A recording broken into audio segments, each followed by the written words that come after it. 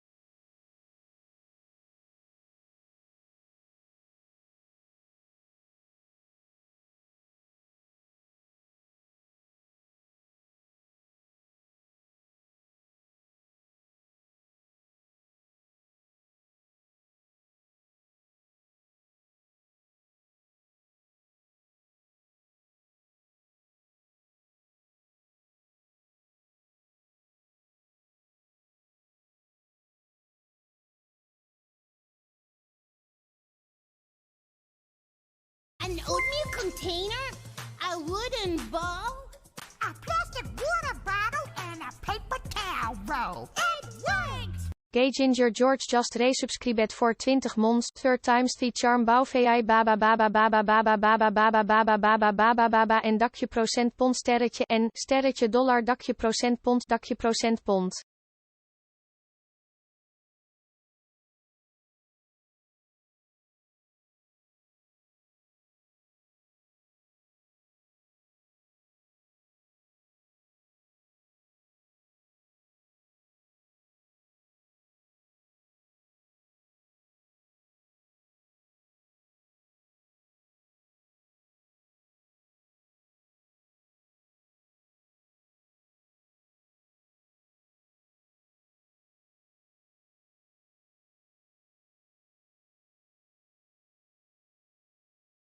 An oatmeal container? A wooden bowl? A plastic water bottle and a paper towel roll. It works! Gay Ginger George just resubscribed voor 20 mons. Imagine if he was being charged each time.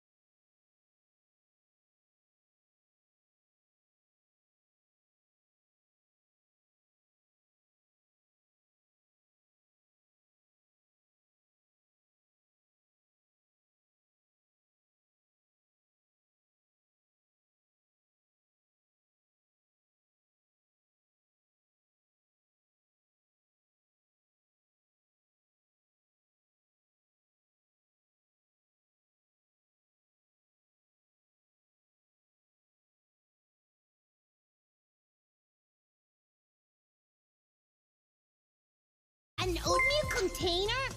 A wooden bowl? A plastic water bottle and a paper towel roll. It works! Gay Ginger George just resubscribed voor 20 mons. Oh.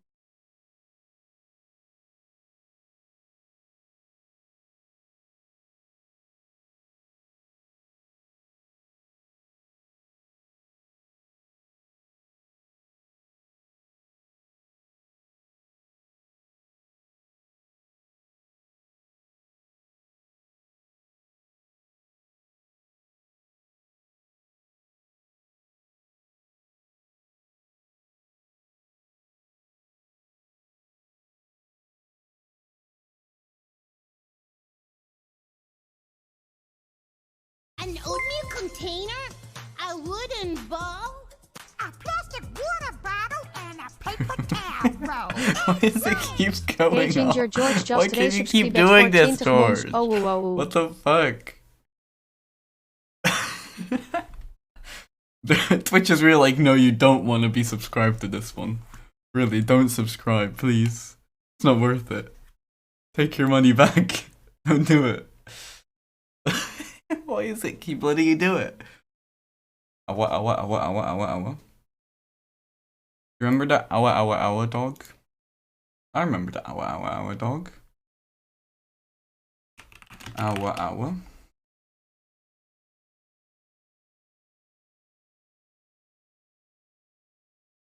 Fuck's sake. Anyway. I have a wait, I need to I forget. I'll be there in a second. Forget every time. I forget. Good thing that wasn't on yet, because my camera was not positioned correctly anyway. I completely forgot to do my camera. Okay, now it should work. There we go. How are we doing? How are we doing today on this lovely day? Not the reverb fart. Fuck's sake. Do. I tried doing something weird with my makeup today with like underneath my eyes. I don't know if it worked. I feel like on one side I went like way too low, and then I was like, well, I have to copy it on the other side now. Legally, I have to.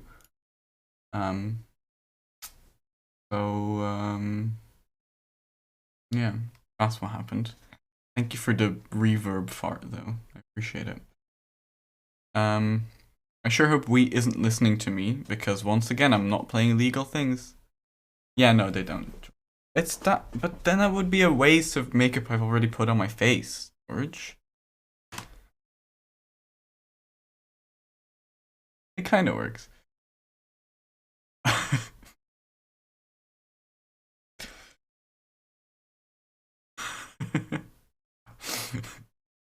I don't know if I want to read this because you're gonna add it as a quote, and I don't want it as a quote, maybe.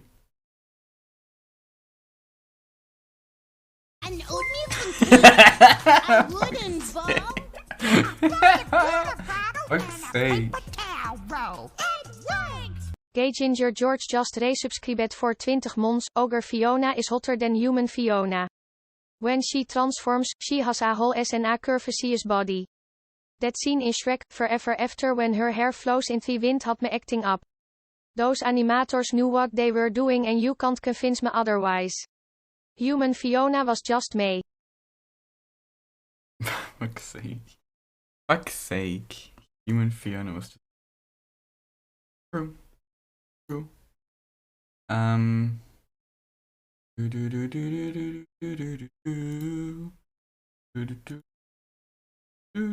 I was in a Area 11 mood, so I put on some Area 11.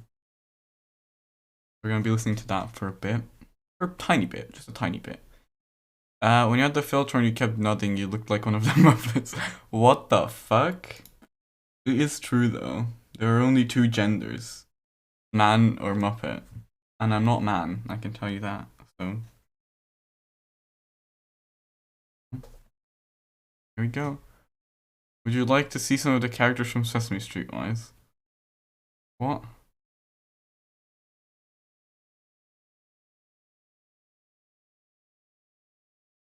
What's that mean? What's that mean? I'm so confused. What is this? What's that mean? What are you trying to... What are you proposing there, George? Are you taking Wise to Sesame Street? Is Elmo gonna be there? An oatmeal container, a wooden bowl, Oh, I a see. plastic water bottle, and a paper towel roll. It works! Gay Ginger George just resubscribed voor 20 They mons. were there. Here They Wise. were there. Memories of fallen dreams, another side of night. Yeah, it's a video of us, George. Can you believe it?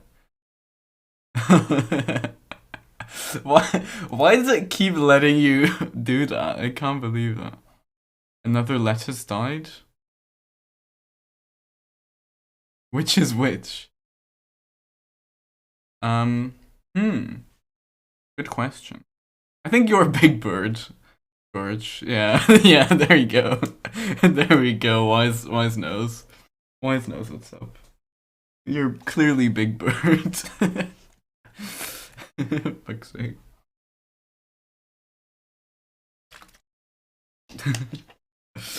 You're Big Bird. It's true.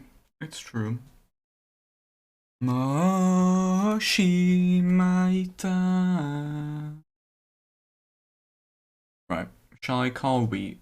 Oh god, Wheat's getting Space Engine up. It's gonna be a good one today. I can already tell Wheat's getting Space Engine up. Where's Wheat? Let's see if Wheat notices that we're calling him. Doo-doo. My entire activity feed is just George just resubscribed. Fuck's sake. Of course he was Wise. You should RP as Ronald McDonald. Oh wait, you already are a fucking clown. Got him. What is this? Oh no. My wheat didn't even fucking pick up. What a piece of shit. And then take the secret with you. Whoa, whoa, then take the secret with you. Has the music been way too loud this whole time? I've just been vibing, but I didn't think about the fact that it. Where is it? Go! That is literally. That is literally George. If that's not what you do when I first meet you, George, I'm gonna be so disappointed. I'm gonna be so disappointed if that's not exactly what happens when we meet up. I'm gonna come over and I'm just gonna like ring your doorbell, and that's just how I want you to come out and open the door. If not, I'm gonna be severely disappointed.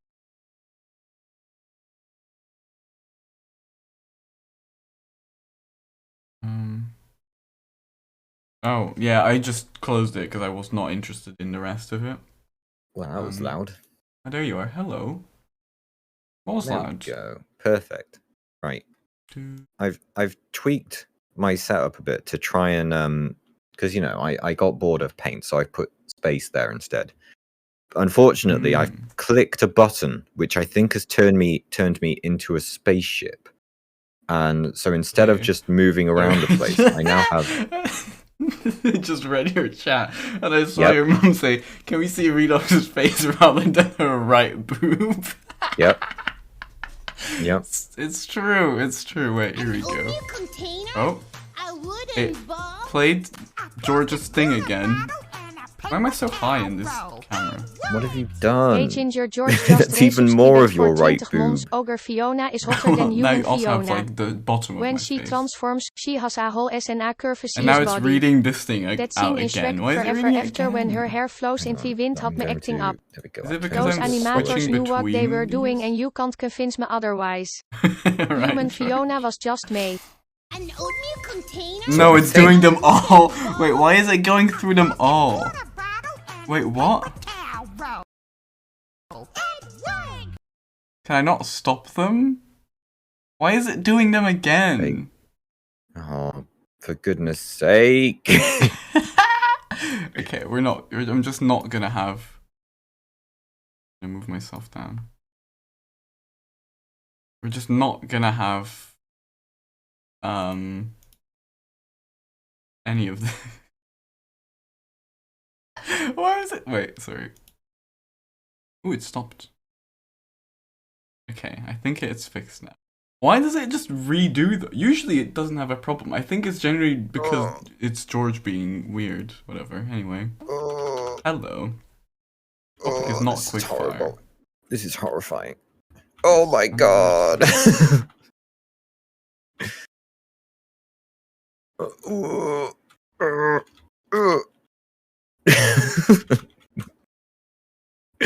How am I blaming George? Because it was George's alert that went off again. Oh my god. Anyway. How are you doing, Wee? How's the minion in the background? I'm having a I just terrible realised I time don't in have Space HE in Engine. my cup anymore. Very sad. Okay, break. No, up. Oh fuck! How do I stop this thing? What are you doing? Why? Oh my god. I don't know. While you The fiddle thing with is, that, like, while I'm playing this game and streaming at the same time, I can't see the mouse on the window. So I don't know where my mouse is, and I need to click, but I don't know what button I've clicked that's made it go into this weird mode. they're not is it like this a quick one? button for it. That's not it. I don't know, because I don't know what I I pressed. changed Like, this image. I found it! Oh, I found the button. Everything's back to normal. It's a miracle.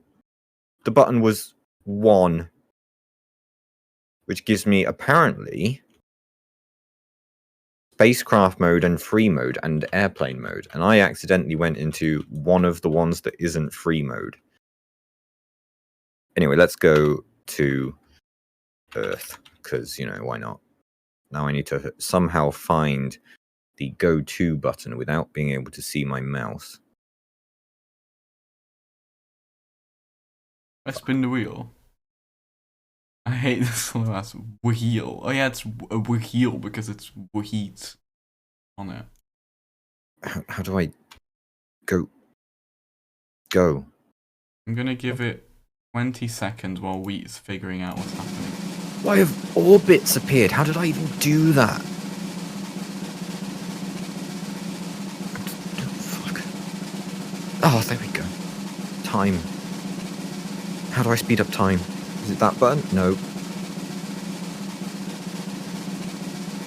Time. Oh.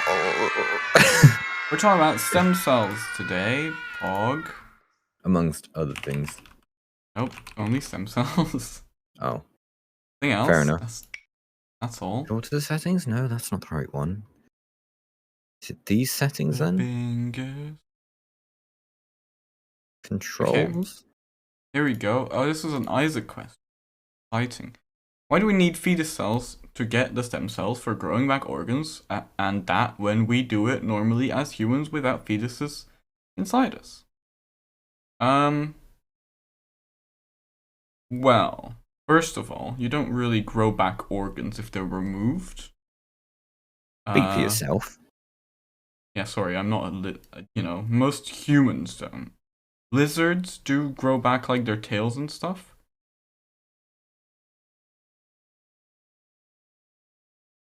If you haven't and are eligible, you should add yourself to the stem cell register. I don't know what that means. I don't know what that is. So please enlighten us. It's a teacher who's reading out a register, and they're asking if you are present for stem cells. It's like, what, their name is, if you haven't and are eligible, you should add yourself to the stem cell.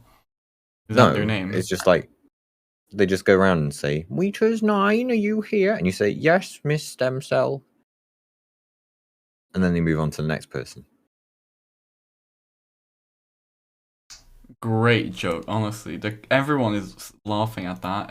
Everyone found that so funny. I'm just trying to make sure that we make sure that the people who are here for science, not comedy.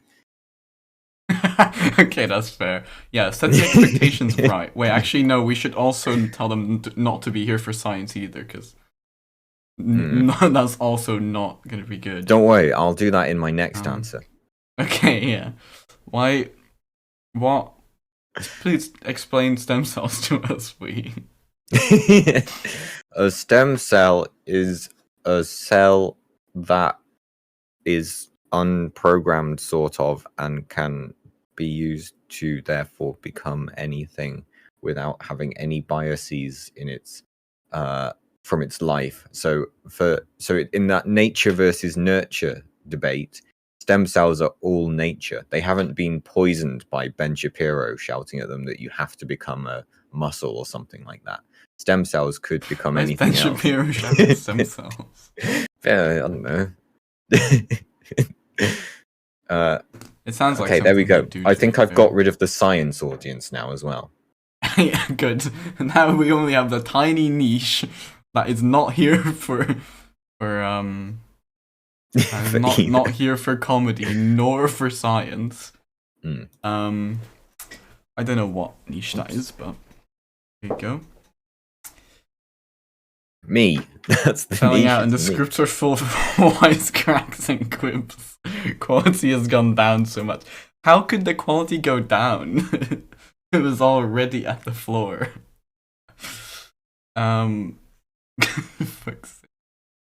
Why would we need fetus cells really to get the stem cells for growing back organs, and what when we do it normally as humans? So, you get stem cells are made in like bone marrow and things like that, right? Is that true?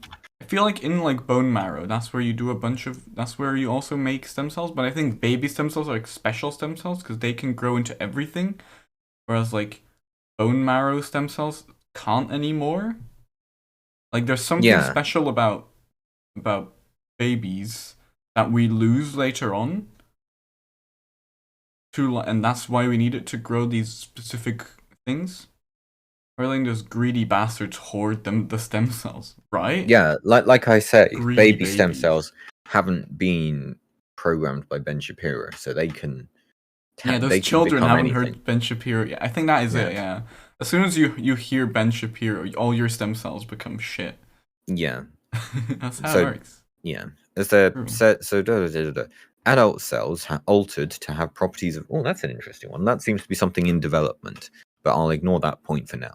Embryonic stem cells, which are the ones that are useful, are those that come from embryos that are 3 to 5 days old, and they're good. They can do like anything. What are they? They are pluripotent stem cells, meaning they can divide into more stem cells or can become any type of cell in the body, which is why they're important, because they can become anything. They can be used to fix stuff or make stuff that otherwise you wouldn't have. Whereas the adult stem cells, which is real, it says are found in bone marrow, also in fat apparently, they have a much more limited ability to give rise to the various cells of the body.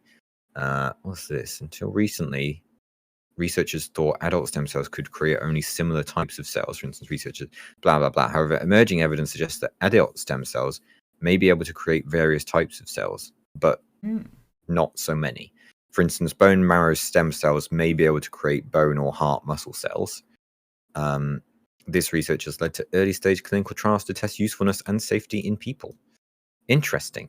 More to come from that. That seems to be ongoing research. When was this published? That's interesting. Okay. Yeah, a bunch of like 2019. That's like Brilliant. the frontier of a lot of medical science now. Like things to do with stem cells and how do we get stem cells to do more? And do we need them from babies, or can we get non-fetus stem cells? Yeah. You're saying I can tell the stem cells to 3D print out a sick Mandalorian helmet or something. Yes. Exactly why. That is exactly it, actually. Yeah, if you find something which grows into naturally a Mandalorian helmet, and you put stem cells in a position where they go up to that and are like, I'm going to become this now, then yeah, you can. True. It's true. It's 100% true. Yeah. Yeah. Adult stem cells can be collected through blood or through bone marrow collection and can be used in treating blood cancer and stuff, hence register. There you go. Go register yourself for stem cells if you are able to. And if you are up for it.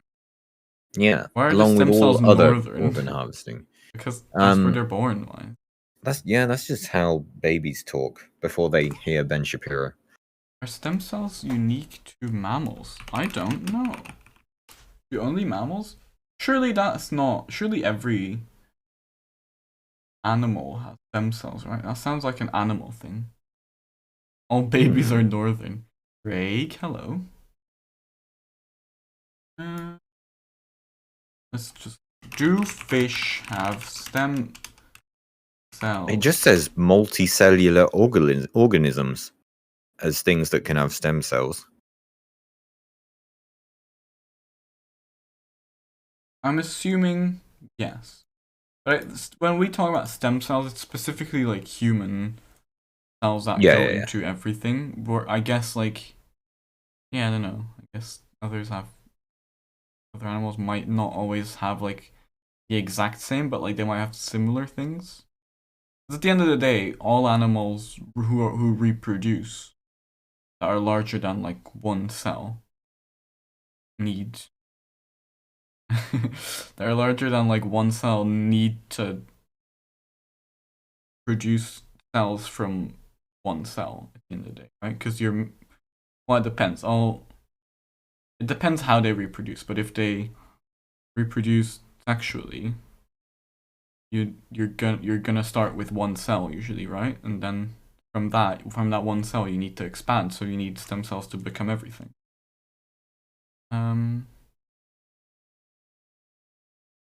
What do you need to be eligible to donate? Is it, if it's from blood, is it also like, are gay people just not allowed still? That's still a thing? Remember you saying that a while back about donating blood as well? Hmm. I think that was something. I don't know how it.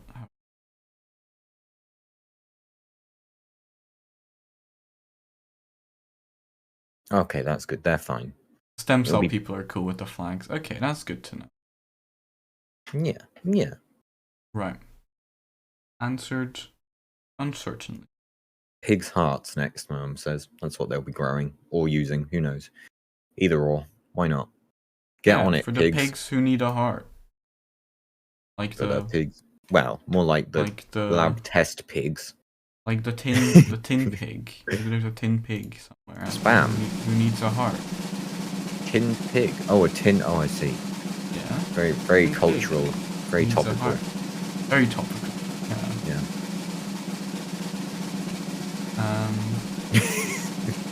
What? Good reference. Yeah. Everyone was laughing at that one, unlike your joke from earlier. We're talking about I don't know what you mean. LSD, I'm not so sure. LCD. LSD. Oh, hang on. We haven't looked at what's changed in the thing yet. I've looked at it. I haven't. Oh, His chat looked at it. Maybe you'll see. Yeah, chat knows. Chat knows. I bet chat knows. How does an LCD display work? Why doesn't a display showing a black screen use less power than a widescreen? How are different colors displayed? Is it possible to eat one without having any side effects? What a question. Why would you want to eat an LCD screen? Well, why not? I suppose you could make it look like a pizza. I guess. Your little men in the telly box. True. Drink. Yeah, it is liquid, to be fair. So what LCD stands for is liquid crystal display. The idea is there's liquid crystals. Can you explain how it works? Not yet. Right. Not right. Yet. The idea is I haven't got to the Wikipedia page yet. I don't know exactly. I don't remember exactly where the liquid part comes from, but it's like you have a layer of glass up here, and you have like another layer here, and there's like the liquid crystal-y thing. There's crystals here that can be,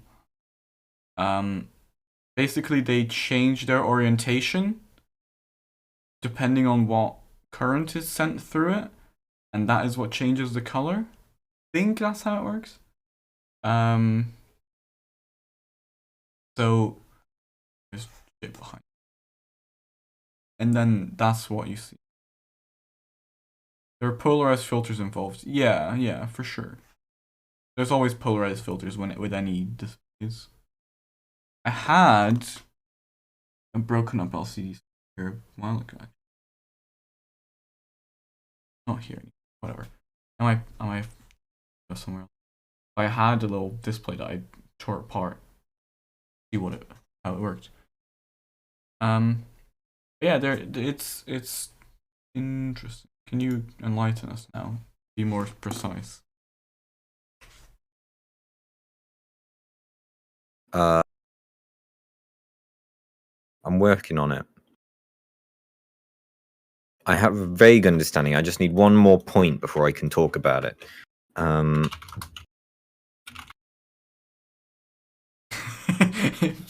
If you haven't and are eligible, you should add yourself to the Liquid Crystal Register.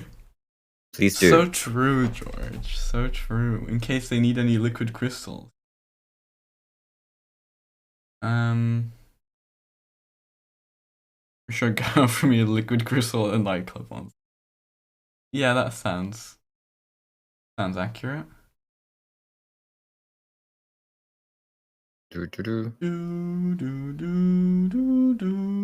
Sorry, I'm just trying to find how the color of the LCD is determined. Blah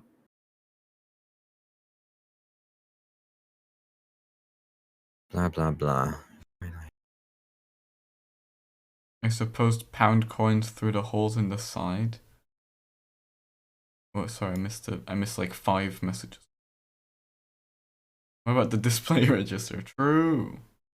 Okay, You I guys figured it remember out. CRT TV and monitors? No, I do not. I know what that means.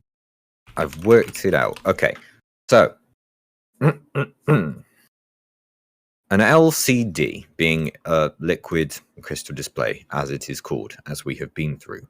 So the way that these work is that so these are filled with liquid, sort of, and they're lit by a backlight behind them. So there's always a light on behind all of these pixels. Each of these LCDs is a pixel. And they're all backlit behind there. And then these then also provide color. So there's 3 dots within each of the LCDs, so red, green, blue, which are the 3 primary colors of light. And between those, you can make any color that you want.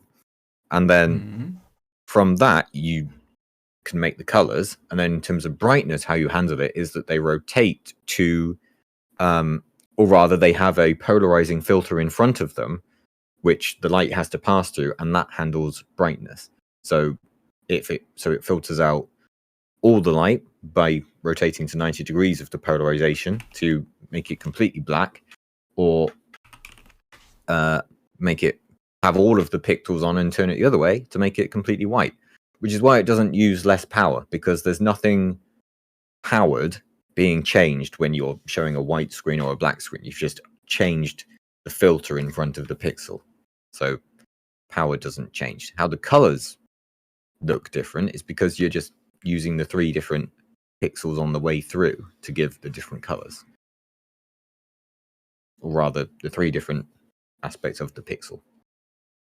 It's like what you will have here, I suppose, is... Oh, this is a very specific calculator rather than a colored one. So this won't have... Yeah, this is a specific... everything. I'm just looking This is specific. Yeah, this is just a calculator. So what's happening here? So the glass filter is there. Great. Passes through. Better. That's better. So there's electrodes. So there's a liquid crystal layer between 2 electrodes that changes the orientation of the crystals. To let through specific things. There's color filters up here. There's polarizing layers so that the light comes out correctly, whatever. There's a mirror at the back to get the light to do the thing you want. Simple as that. Yeah. So color is determined by the RGB color filter, and brightness is determined by the horizontal polarizing layer, which is just above that. Where's the verse erasure? What? In the electronics. Why not? What does that mean?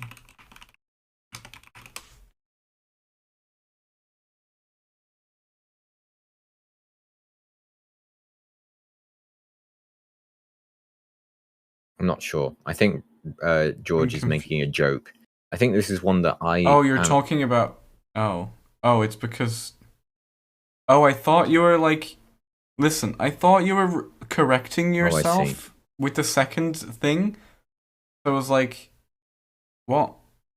What is this? Like, so I was just thinking, where's the verse erasure? And I was like, what? Why is there a verse erasure? But you meant the verse electrode because there's a top and a bottom electrode. I was about to say, oh, I don't think George expects me to get this. So yeah, okay, I was right. Anyway, these electrodes just do the thing. They do their thing together by being like, if you turn this one on and this one on, whatever, turn the specific things on, and that will change the orientation of the crystal, allowing certain things through, allowing other things not through. The color filter over here. So the color filter, like, it has like these little pixels like that. It's not as big as this, but it will have. You can't see my mouse if I'm pointing with that. It will have like you'll have these pixels, and then because of the way the light will go through, because of the liquid crystal layer, sorry, it combines the things. There's specific. There's some more polarizing layers so that it only comes out in like it works in one direction. And that way, if you have like polarized glasses or something, and if you look at your watch or you look at a specific, look at like your phone or something, it won't always show everything. It's because of it's polarized. Because of this, because it comes out clearer or whatever. I don't know. There it is. Wheat is currently polarizing the light behind the Earth or whatever. No, I'm not. I'm blocking it entirely.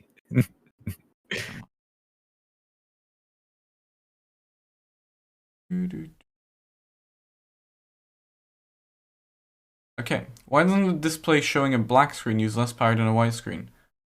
I don't know. So I just said it's just the polarizing stuff that's controlling brightness, nothing else. And that doesn't really change. That's just a rotation of the thing in front, so it doesn't change how much power is actually going into the light. Yeah, but surely to change the... I mean, sure, if change you're rapidly flipping from a white screen to a black screen, I imagine that uses more power than just being stably on one or the other. But in terms of the actual lights being on, it doesn't really change anything because it's just set to the same thing. Yeah, but specifically black screen is just like... For a white screen, like black screen is just you turn it off. Really? No, because it's still backlit. That doesn't change. Like if you turn a screen off versus you unplug it, that's not the right words. Sorry, if you leave a screen on but showing nothing, it's still different to if you turn the screen off entirely. I have no idea, George. Yeah, okay, well if it's just gonna stay backlit, I guess. But surely there's more than just like I don't know. There's more power going than just the back, like the light. Sure, like maybe there's like the color filter, for instance. I presume that might use some power to display all the pixel things going into it. I'm not quite sure. I feel like it might, yeah. I'm just But not then entirely sure what the color depends filter is. how it handles a black light. If it handles that as just being like all of the colors but polarized completely to 0, then it will be no different at all. Whereas if it takes it as the absence of all colors and then polarizes it down, it could be treated either way, I suppose. Is it possible to eat one without having any side effects? That's such a stupid question. It's like, can I eat a bunch of electronics and glass? Like, no? So I've Googled this, and there's the NHS LCD diet for Diabetes My Way. However, that does stand for low-calorie diet rather than... so it's a low-calorie diet. Yeah. I did purposely say diet twice because otherwise the joke wouldn't work. So, thanks. There's such thing as a stupid question. It's true. But it's... Well, actually, no. Fuck you, there is such a thing as a stupid question. This is one. Doesn't mean you shouldn't ask it. I think that's the important part. Stupid questions should be asked. Yeah, but it's important to distinguish between stupid questions and important questions. Yeah, if you are planning to do an LCD, you should consult your doctor first. An LCD. Yeah, don't do LCD. Yeah. Don't do LCD. Yeah, you should tell your doctor that you plan to do an LCD. They'll talk to you about it, whether it's the best option for you to take. Like there may be other ways for you to do it. But you know, it's with one of those things. With anything related to activities and your health, it's important to get checked beforehand. Besides on laptop screens exclusively. Yeah, that makes sense. That makes sense. But yeah, like having side effects, that just feels like a weird, like that question just doesn't make sense, right? Because it feels like you're trying to ask about, like, I don't know, something you're supposed to eat. that has side effects. Like, this is just, can you eat a bunch of metal? Oh, I see. Are there any primary effects from eating an LCD? Yeah, like, it's so weird. Such a weird The primary question. effects are death. The side effects are you also smell a bit. Yeah. The crystals aren't going to interact with much, probably. So that won't be a problem, but there's also like... Well, that's why I say I assume that, I'm not entirely sure. Also, like... It's just not going to be nice for you, because it's going to be glass and stuff. And like, things that are sharp. Your intestines don't enjoy that. I think it's just not a good idea. Mm. Can you eat it without having any side effects? If it's like small enough, you can maybe put it in like a gold capsule,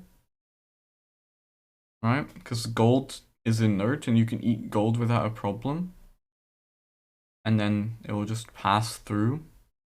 So in a way, that is, you don't have any side effects. Is there a guy who ate a plate? Yeah, there's a Oh yeah, I think there's people eating metal. It's this disease. Well, it's not disease. It's a. I don't know why. It's like a disorder, I guess is the word, where you just can eat anything. It's really weird.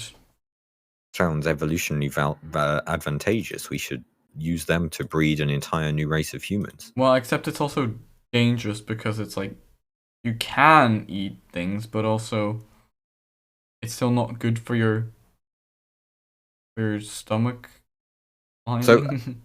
So how is this This person? is also something else I was talking about. What? How is this person different to a regular person then? Because I can eat anything, but it will still kill me. If they can also, I don't know. I don't anything, remember. I just remember that but... I've heard about it like once before.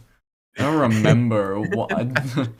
They didn't go into the physiology of this when I read about this in my Dutch class. Like in my Dutch class, I don't fucking this person remember. is genetically built different. They can eat anything.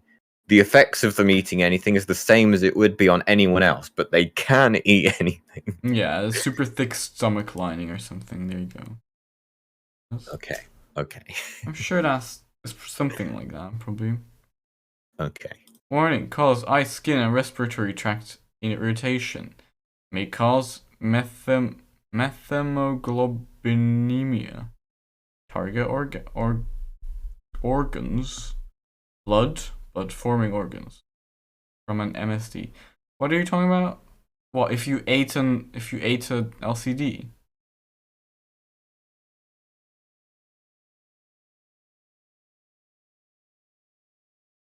There you go. Oh. Bad for your heart. Actually, blood-forming organs. Your heart doesn't form blood. What makes blood?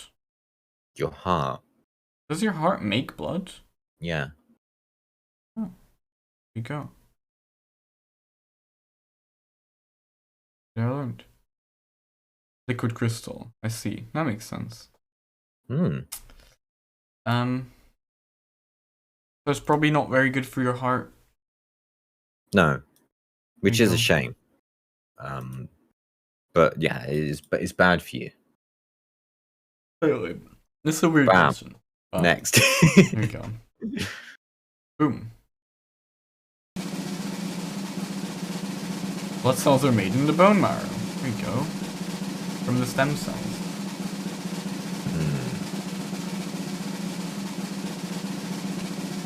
Is it really that big a shame if liquid crystal is bad for the heart? Isn't anyone gutted about that? Yes. I'm gutted about that. I was about to drink an entire thing of liquid crystal. Kevlar. Have we not? I feel like we've done this one. Maybe we not have. Maybe we did something similar. How does Kevlar armor work, and how come sometimes people die even if the vest doesn't get pierced? Oh no, we didn't do this. Okay. I felt like we've done something about Kevlar though. Maybe it was like about specifically bulletproof vests or something. Oh, That they it's say. quick fire. Oh, I see, which means that we didn't answer it at all realistically. Because I Oh, would have that just might be it. because I would have just Yeah. said it's strong and stop things going through, but also things can be hit hard. Oh, I think you're right, J-Fusion. I think I did put it in quickfire and then was like, well, actually, I want this to be a real one, so I added it as a real one. I think that Oh. might be it. You might be right. How does Kevlar armor work? I think the idea of it, it's like, it's basically the ultimate woven basket, right? But on such a tiny level that it's fine, because you've got like the little things that are like, whoa, whoa, whoa, Yeah, like and a that. good choice of using green, because it would seem that Kevlar is actually yellow / green. I had no idea.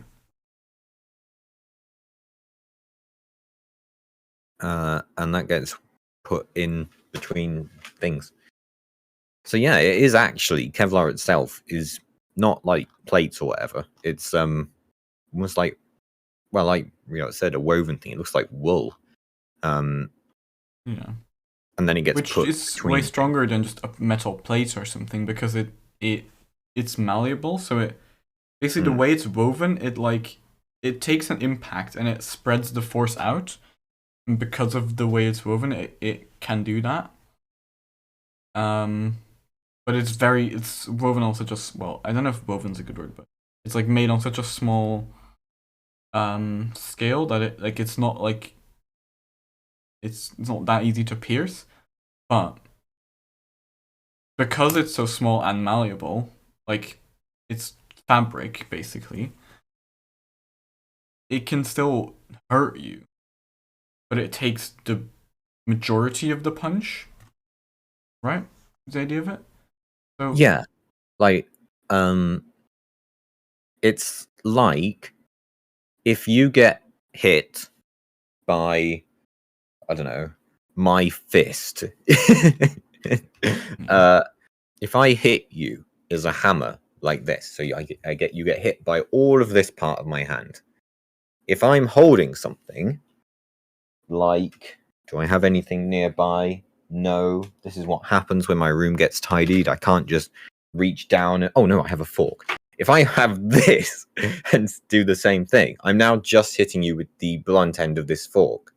So now all the force I'm giving is still the same, but it's over a smaller area. So the force that you get in a small area is more powerful, which is how, goodness sake, I just realized what I have to say now, which is how penetration happens. Yeah, And the what pressure. Kevlar does is it spreads it out. That's just the idea of pressure, right? Pressure is Yeah. force over area. So if you have a higher pressure, that means so if you use like something to stab, that's just you have a smaller area, so which means you have to do less force to do more pressure. Well, the same amount of pressure, whatever. So that means you can it's easier to use more, to exert more pressure, right? But the idea of Kevlar is that it spreads the area out, so it makes the pressure on your body less by taking a big part of the impact, but it's still impacting on you, which is the reason Kevlar is also better than things like a suit of armor, is because it is soft, so it can take an impact and then go back. Whereas if you have a suit of armor and you dent it, that's just really fucking annoying. Like imagine getting punched in the gut, right? That like punches your gut in, and then you can't go back. Your stomach can't fill back, right? So you're like, that's really annoying. That kind of shit. That's why things like Kevlar is really good, because it returns to its original. Yeah. You're saying penetration is better if it's small and skinny. Yeah. Wise. Exactly. I said easier, not better. No, yeah, actually, there's more pressure involved. Words matter. Wise. Thank you very Which, much. And I said easier. It's easier, and there's more pressure, which isn't always a good thing. Sometimes you want to handle with care. Yeah. But yeah, the idea of Kevlar is that it spreads it out. But yeah, sometimes people die because you can die from bruising. Yeah, you still get the you might impact. not. You might Like, you might get shot. If you get hit by a car. Well, yeah, but no, but like you imagine you get shot. You're wearing a Kevlar vest. It stops it, but then there's still an impact. Like that bullet is still traveling at a really high speed with a lot of force. It's still impacting you. It's still hitting you, and even though it might not literally go into your body and cause you to die of lead poisoning or whatever, I mean, it's not like that's usually how you die, but it's normally what I'm worried about when I get shot. Also the bleeding out part and poisoning. Stuff. Also the bleeding out part. But okay, I'll change the topic. Did forget. Oh no, I've been shot in the head. What if I get lead poisoning? Yeah, maybe. But yeah, so you're not gonna bleed out, but there's still an impact. So maybe it's broken some ribs. Maybe it's done something. So like if you get hit in the chest, it might as well. It's like it could be the same as like getting kicked in the chest, right? Very hard. You still feel it, but it doesn't. Yeah.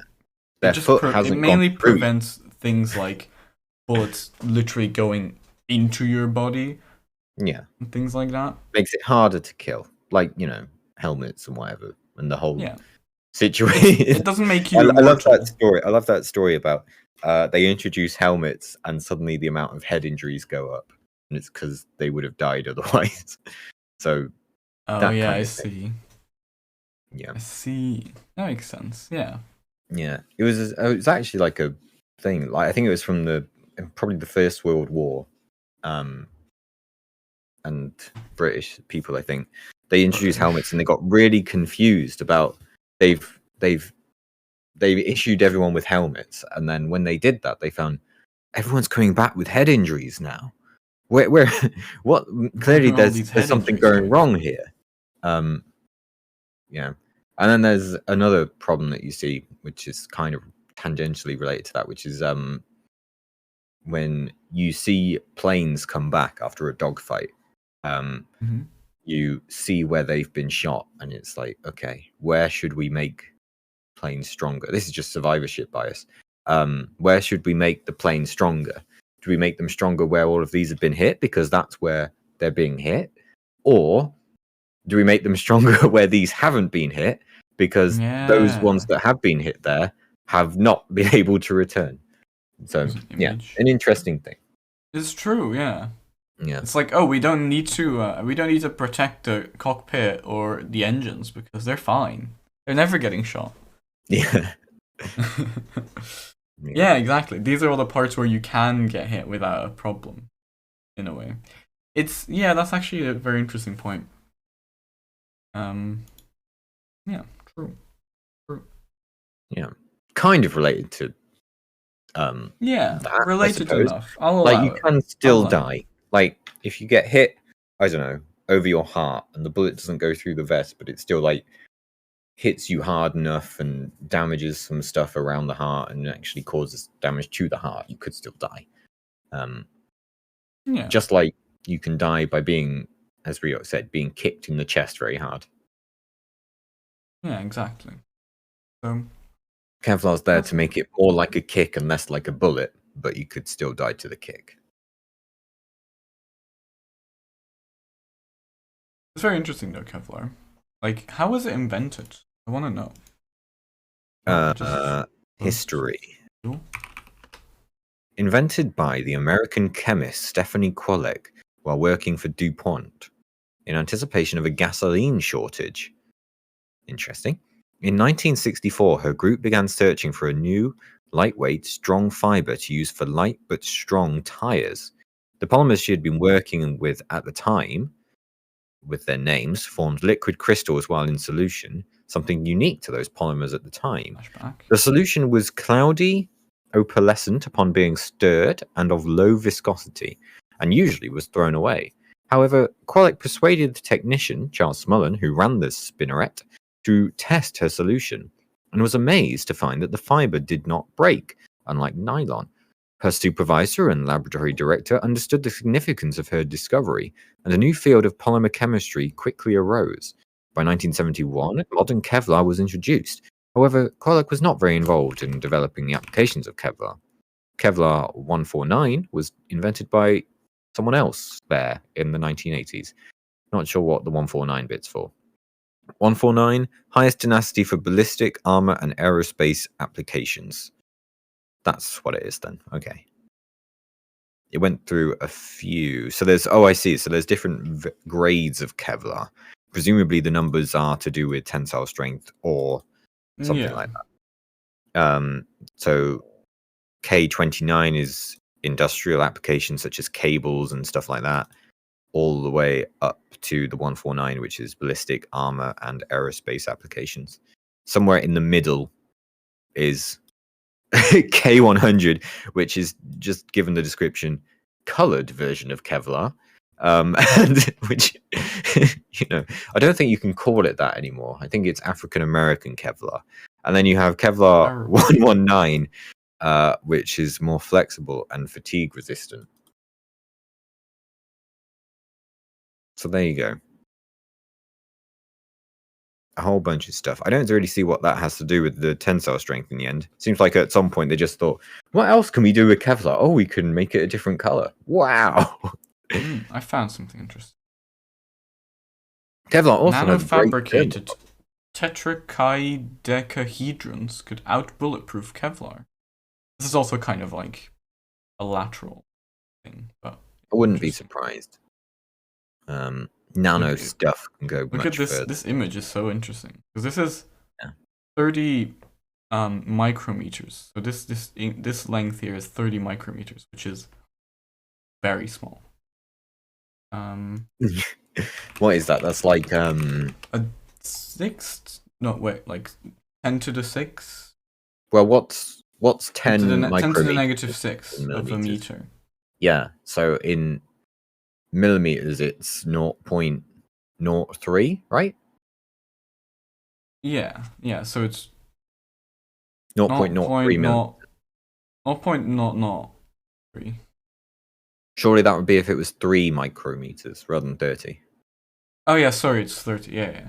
You're right. Yeah, so it's so that's this distance. So it's like 0.03 is this distance. So in total it's like what? Maybe a tenth of a millimeter across? Maybe I have a ruler that will be really useful for sure. No, I don't.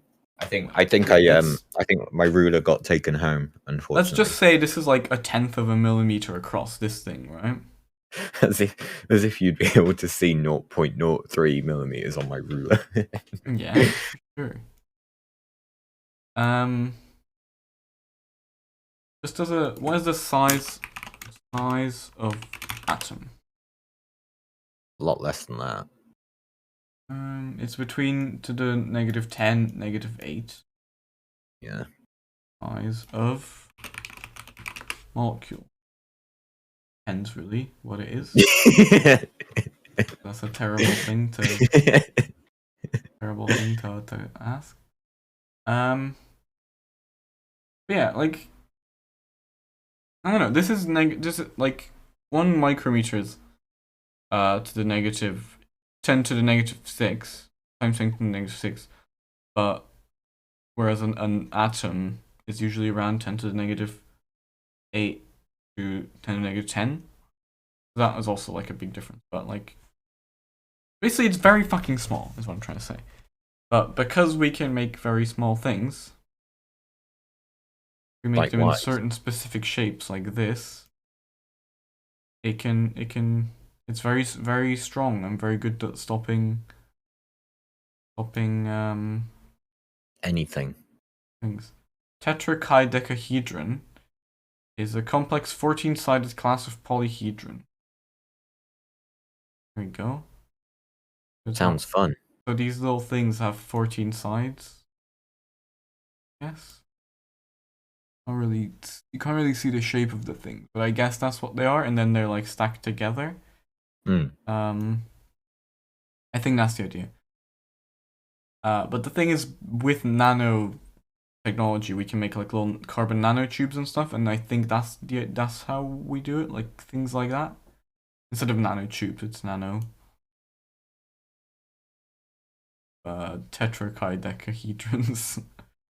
Yeah, of course. We all knew that the nano tetrachydecahedron revolution was coming, and here it is. It was proposed in the 19th century by Lord Kelvin. I've lost where I was reading it. As one of the best ways to Here we go. In the 19th century, theoretically one of the most efficient possible for filling space with duplicates of itself. Yeah, all anything that you're going to see like this in terms of body armor is all going to be designed for small point impacts, because you can't make armor for being hit by a car. Being hit by a truck, yeah. Yeah. At the end of the day, you're still getting hit by a truck. Well, you can make armor for being hit by a truck, and it's called... Yeah, it would just be you're surrounded by like 20 feet of cushions. Sitting in a car and having an airbag and things like that, you know? Like, yeah. Like, it's not... Like, and it's not like, individual body armor will be designed to protect you from things that would otherwise damage your body. But obviously it can't stop you. Like, they can prevent force. Like, the reason it can't work on large impacts is because what are you distributing at that point? Like, all of your body gets hit by a truck if you're not wearing armor. If you are wearing armor, the same thing happens. So, yeah, you can't stop that. I mean, how a bulletproof vest isn't stab-proof as well. Surely that depends on the vest, I would think. Like, yeah, it depends. But yeah, there are... That also just depends on the way it's woven, I think, because certain things like stabbing is like such a small point, it can just kind of like wriggle between the fabric. That makes sense. Yeah, I imagine it's also affected by how a stabbing situation, force can continue to be applied after contact with the thing has been made. So if it's like a, for instance, reactive gel type armor, for instance, and a bullet hits it, if the gel absorbs the impact and has done its bit, and then the bullet drops away, yeah, that's fine. But if that's being stabbed, it does its initial block, but then force keeps being applied, it can just go through. So I guess that's what it could be. Like, you know, gel type stuff, it cushions it, all the gel gets moved out the way, and that's it, it's done.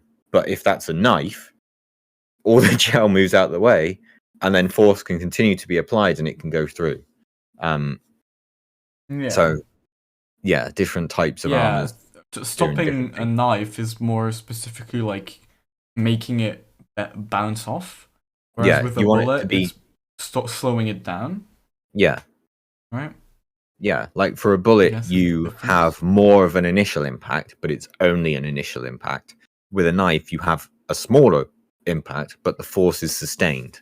So you need to be able to deal with it differently. Like, I imagine if you had one that would do, if you could only make something for budget reasons that could do one thing or the other, for stopping a knife, you would just want to make something that's very difficult to penetrate through.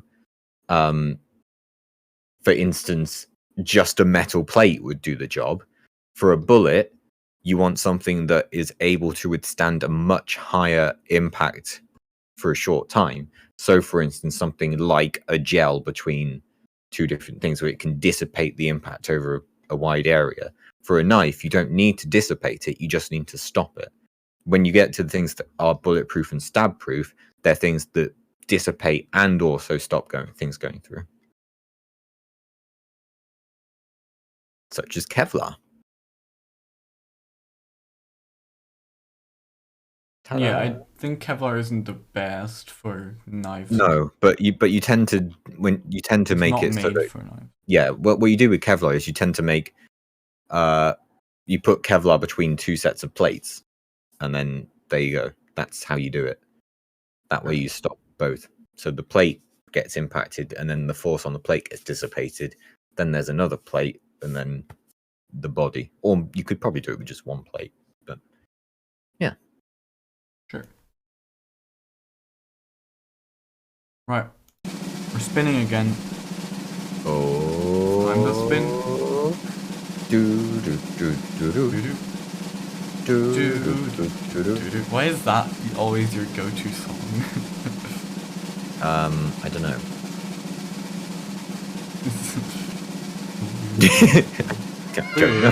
Wait, we're going to the Hubble Space Telescope. Let's go to the Hubble Space Which Telescope. is, not calling it HBS. Can you look at the Hubble Space Telescope? Is it in, Let's see. on there? No, there's a few things found by Hubble because they're titled Hubble. We can go to Hubble 5. I forgot about this. The Hubble Space Telescope recently took this image. Can you discuss this? Seems like a bit scary. I forgot about this, Wise. Oh my, this is such an important one. What do you think of this image, Wheat? I feel like my hopes have been dashed. I'm so glad I sent me this in DMs and I was like, you should ask this one, it's certainly accurate. And I'm so glad he did because I completely forgot that we had this. So happy it came up. Oh my god. I mean, this is a big find, you know? The fact that there's a giant flopper in the sky. Incredible. Incredible. That's not all we expected. At all. Anyway, there's Hubble 5 and it has some stars in it. And it's like on the outskirts of the Milky Way. Which We can still talk about. Gives a shit. Yeah, the universe is just a giant kitchen. Who knew? Who knew, right? I've lost. This is what the Hubble Space Telescope looks like, which at this point is outdated because they recently launched the James Webb Telescope, named after one of the big shots at NASA for a long time, who was like the head of NASA or something during like all of the Apollo missions and things like that. That's what they named the James Webb Telescope. Which is like, if you do a size comparison of them, it's crazy. It's like so much larger, and yet it weighs less.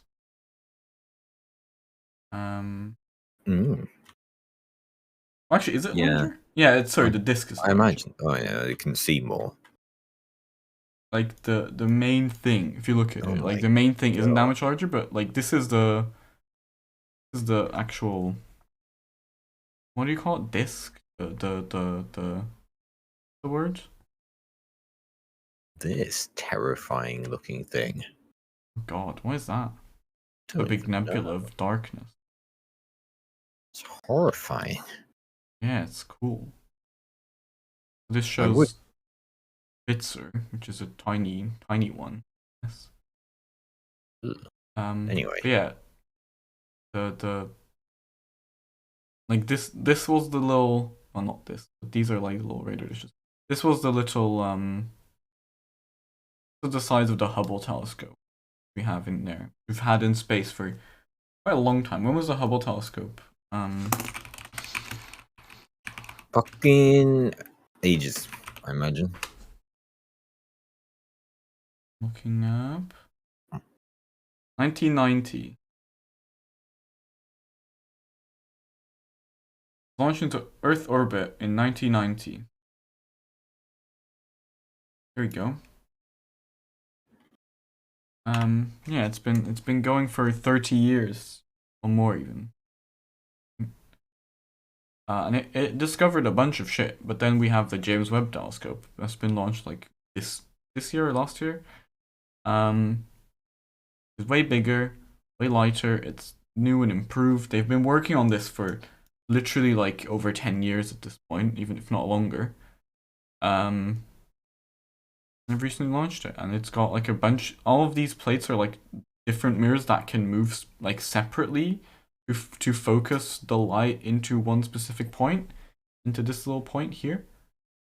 I think that's how it works. Or like it focuses Yeah. into this and this focuses it back into that or something. And yeah, it's very cool.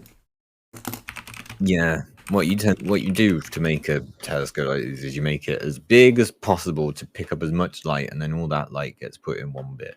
It's like exposure, only not done over time, but done over area. Either all you're doing with the exposure is allowing more time to capture more light. In this regard, you have a larger surface to capture more light.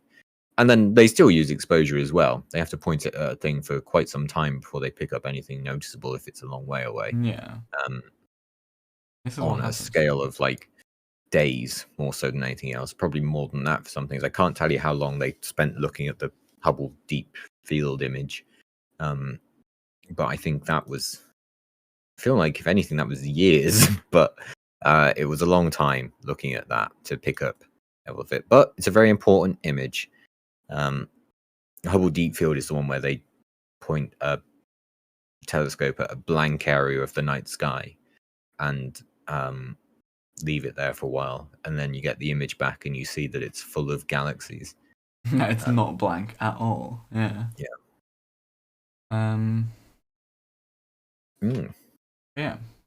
Very, very interesting. Yeah. Yeah, it's just a bigger thing, and we're gonna learn more now that there's another very big, very expensive telescope up there. Yeah. That will at some point say something interesting. Oh, it sure will. Yeah. Well, maybe. Who knows? Like, there's a lot that maybe can be done. Obviously, it can see further away, which is great and all. Also, just But the see future- in higher definition of closer by things, right? Yeah, in a shorter amount of time more than anything else. It'll be able to see things quicker than Hubble, for instance, because of what I was saying about there's exposure. more than just a new like mirror, right? Because surely it's also got there's surely got other things on there too. like the actual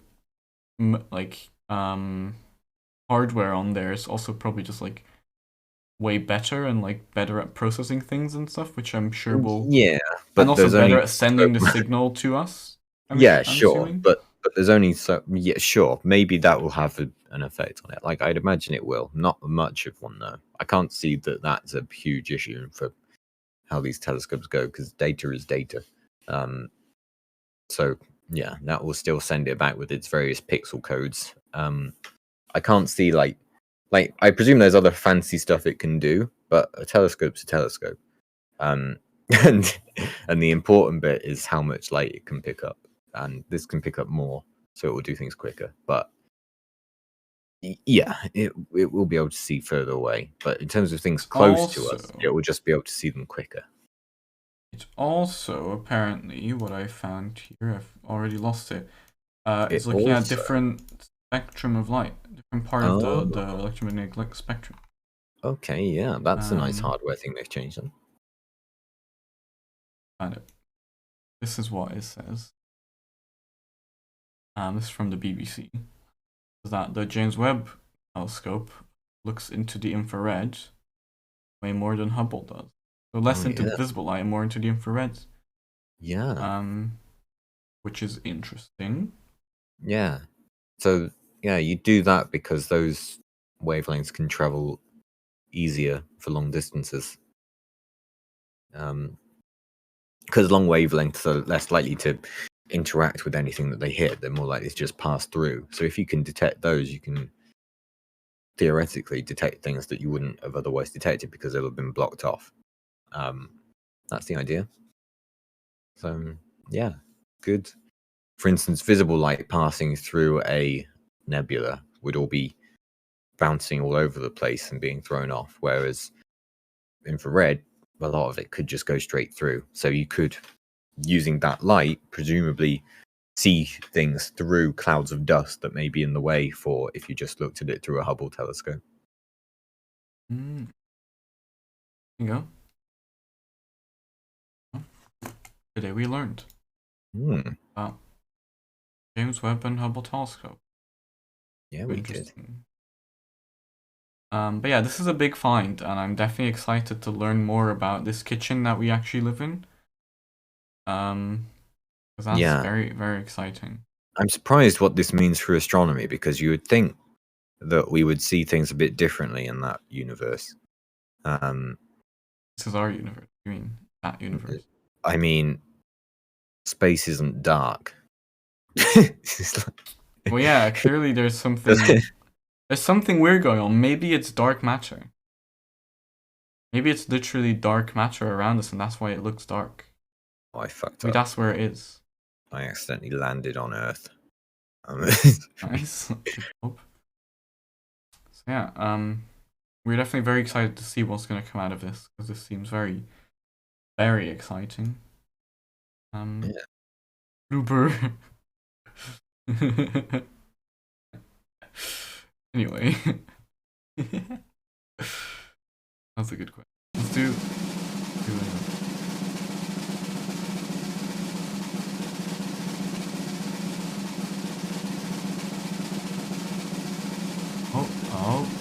Oh, this might be an interesting one for you. This is a new one.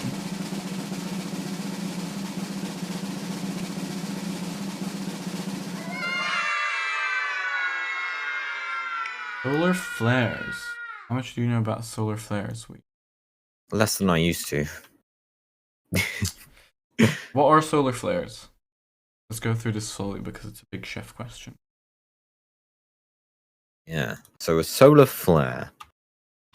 I need to make sure I don't get it confused with something else. Yeah,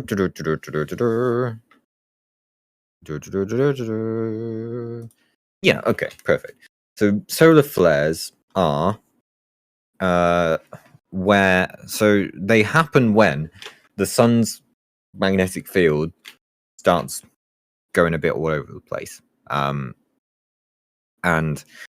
well, it doesn't go all over the place, but you may have seen images of it where you get loops of the sun forming on its surface. So, yeah. Yeah, so that happens. Very well drawn.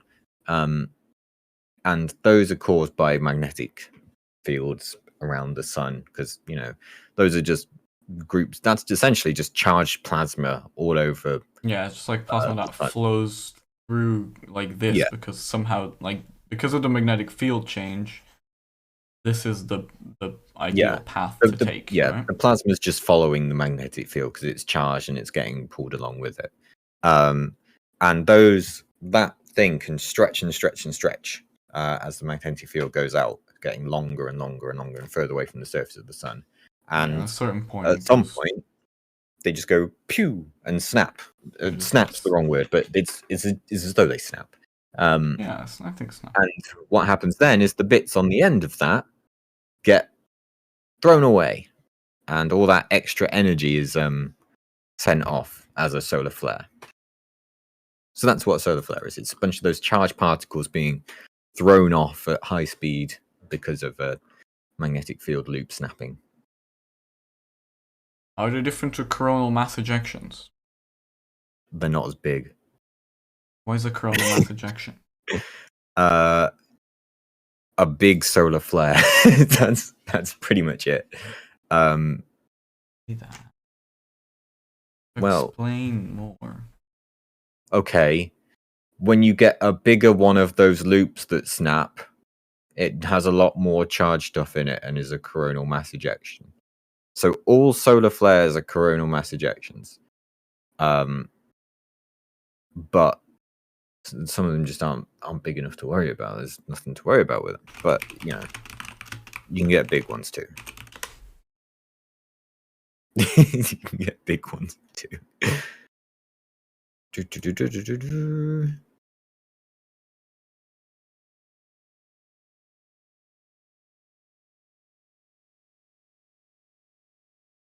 Okay, the correct way of saying it is all corona mass ejections are solar flares, but not all solar flares are coronal mass ejections. So coronal mass ejection is just a big mass ejection, whereas a solar flare is a big can ejection. Be a tiny one. Yeah. Okay. That's why it's called a mass ejection, right? Well, but is it mass true. as in it's a mass ejection, or is it mass as in it's ejecting mass? I think it's just because it's ejecting mass. Find out? Never. Can solar flares take out our internet and cause power outages? Yeah, so those things that it sends off is a bunch of charged particles, right? Which moving charge brings along a magnetic field. So if those charged particles pass by Earth, through Earth, it can fuck with Earth's magnetic field. And fucking with a magnetic field and cause fucks with electricity, because one and the other, they are the same. They if you have moving charge, it creates a magnetic field. But if you have a magnetic field, it also creates moving charge, right? Because you can't have one without the other, and that's just how. So, if you have a magnetic field that changes on Earth, that will change things with the power grids. That will fuck with the internet, which is also attached to the power grids, and also is sent if you have it uses electricity and things to send or just electromagnetic waves to send information across the world, right? So if these things are gonna get fucked about by a big change in magnetic field, that could take out the power grid, because it will probably break something, right? It will short because it suddenly starts flowing when it shouldn't be flowing. When suddenly something, it just fucks with things, because suddenly all of those components that are made for Earth's magnetic field, well, it doesn't work anymore because Earth's magnetic field is suddenly different, right? Things like that. Yeah. They can affect large power grids. Could they also affect small consumer grade generator? Yes. Yes. For sure. Yeah. Interesting video on Wikipedia. If I can... Does this work? Potentially? Yes, it is. Brilliant. Got sound. Yeah. So I'll shut up for a minute and watch along. Magnetic field Although, structure is represented shit, my by stream's only going to have sound. Hang on. Correspond to the paths charged particles would travel close to the Earth. The sun's magnetic field, carried in the plasma of the solar wind, flows continuously by the Earth, distorting the planet's field and pulling it back into a windsock-type structure. The red illustrates the higher density plasma which forms the magnetopause, the boundary between the magnetic influence of the sun and the Earth. The wind also forms a lower density magnetotail behind the Earth, represented by blue in this computer model. This process is happening all the time as the solar wind is constantly flowing by the Earth. But a coronal mass ejection, or CME, can change things. The higher density plasma and stronger magnetic field carried within the CME strikes Earth's field and significantly alters the structure. Here we see the dramatic changes in Earth's magnetic field and the shape of the magnetopause as the CME passes Earth. But close to Earth, the magnetic field is largely unchanged. Earth is protected from the intense solar event. This is the case for a rather ordinary CME. In this example, a CME launched by an X3 flare from December 2006. But what would happen in the case of a more intense event, such as the Carrington event of 1859? With the aid of similar computer models as before, we can explore some of these possibilities. Here, a much stronger CME compresses the magnetic field between the Sun and Earth and generates more density in the bow shock, represented by darker red. The front of the magnetopause is pushed much closer to the Earth than usual. Even the field and plasma trailing behind the Earth are more strongly distorted.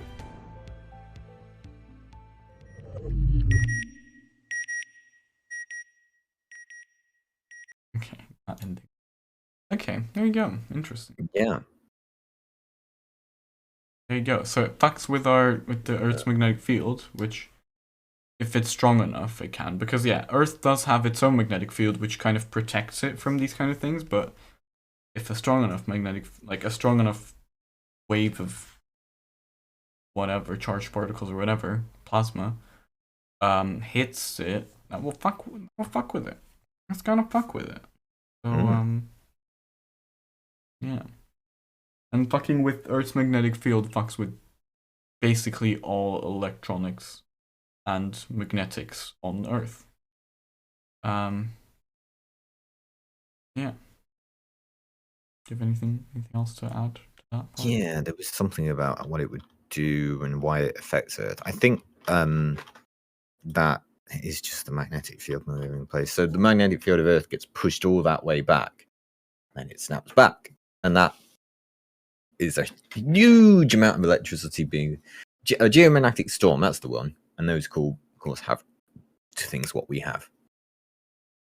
That's it. There wasn't really a point in there, but yeah, if anything, it will probably also not just cause power outages, because power outages are, well, not power outages, but just like impact on electrical things will happen easier than bigger things. But like this, like if it's like such a strong one that it, like the one in the video you're looking at, it could, like shit like that could have impact on like the climate and could have impact on like the way weather forms on Earth. With how like clouds are charged and stuff, right? Surely that I would assume that could have a quite a big impact on weather and things like that. Maybe. I'm not too sure. Like you'd get auroras in a lot more places than you would normally. But you know, I don't know about weather. Yeah, I assume the weather will be weird. I think maybe some changes. Yeah. Anyway, is there a way to protect our electric equipment for solar events? Well, sort of. They kind of do. Like, effectively, what would happen to them is that they would be hit by a massive charge at one time. So if you couldn't either see it coming and turn everything off before it gets there, that would help. Like unplug everything. Obviously, easier said than done for some things. Unplugging your laptop is a bit different to unplugging the power grid. Yeah. So, so yeah, if you can see one coming and predict it, then woohoo, you can sort things out that way. If otherwise, you would need to have a huge number of, and frankly, it's not in our systems because they were designed so long ago, most of them. Like they're being updated, I think, as time goes by, but it takes a while. So things where you can just have essentially charge protection on your things. Like, yeah, you get those in some plugs, obviously not to the same extent, but like, I don't know, my PC, for instance, has a charge protection in its socket or whatever, just because it doesn't want to get a surge of power. So yeah, things like that can help. You can kind of protect that, but however, we don't have those systems in place, and even if we did, there's no guarantee that they would work. I think there was a prediction for how long it would take to sort everything out if we did have one of those events, and I think someone predicted it would be about 2 years until everything was back working again. Just trying to get everything fixed if things broke like that. I think it was 2. It might have been 12. There was a 2 in it somewhere. One of those is a bit more optimistic than the other. Yeah. Another way I you think- can protect electronics from a magnetic field or something is I guess using one of the main points of conductors. There we go. Is that within a conductor there is like you don't have, if there's an electrical field outside of a conductor or a magnetic field, whatever, there is no electrical field inside it because the particles inside of the conductor will basically create a field that reverses it as like exactly the opposite of the outside electrical field. Imagine there's an electrical field like here. The charged particles in here will move in such a way because of this electrical field that they will have an impact on the inside of it that will be this way. The exact it has the exact size, the exact same the exact same size, but the reverse direction, which cancels them out basically. Which means there is no charge. Whoops, wrong one. There's no charge within a conductor, which is the reason things like a the what's it called, a like a lightning cage, whatever it's called, things like that work because there is no electrical field inside of it, so it's only on the outside of it. Oh, do you mean Faraday cage? Faraday cage, there you go. Yeah. That's the idea of a Faraday cage, basically. So if you put a Faraday cage around your electronics, they won't be affected by the magnetic field of the. So if the magnetic field changes, that will keep your inside things safe. But also, you won't be able to. Like it's not, you can't send electromagnetic waves through a Faraday cage for the same reason. Which is why if you put a cage, like just a metal cage around your modem, that fucks with it. Quite funny. Oh, interesting. Yeah. There you go. So I guess that is a way you could protect things. I'm assuming that, like I don't know if that is how things work, because also you'd need to put that around everything, and like Yeah. if you have something that comes from So outside and connects it. effectively, build a cage around the Earth. Maybe. Maybe our satellites will do it for us. Oops, chair's gone Oh. again. Yeah, it doesn't have to be full, because you can have holes in it as well. I don't remember exactly why. I don't remember the calculations and stuff, but I know there is, like, you can just have holes in it, which is why a Faraday cage, you can see through it, and it's not just a metal sheet, right? But you can have holes in your conductor, and it works exactly the same. Right. Could we make some sort of lightning rod that works for solar events? Have we ever just yeah. Yeah. Could we make a lightning rod that works for solar events? That feels just No. Because it's such a Unless- massive blast of energy, as you saw in the image in the video that we shared. Such a massive blast of energy. Yeah, it's too global. Like lightning rod is there to attract lightning because the charge wants to move down in the quickest route. That's not happening here. This is your entire magnetic field being affected. It's literally like, look at this. Just like a massive fucking. The red means there's a lot of charged particles in that area, right? The lines are the magnetic field. So you can see there's just so many charged particles that it's literally so dense in this area. Right? And it just pushes away. It's like you can imagine it as like having a little stream, a tiny little river, right? And then in that tiny river, where the river follows a certain bend, right? and then there comes a tsunami. The tsunami's not going to follow that bend. It's just going to go because it's already going, right?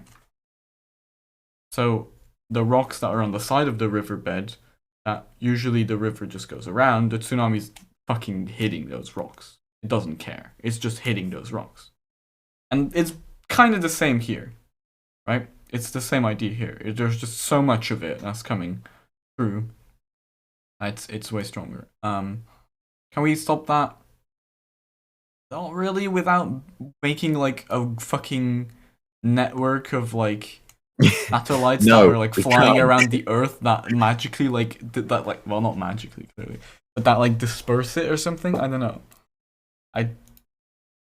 It would go very science fiction-y. We can't. Like, if you had an incomprehensibly large magnet that you use to divert the charged particles, woohoo, good job, but not feasible. Yeah, it does not work. Have we ever detected a solar flare that was higher than X class? What is X class? Wouldn't that be nice to know?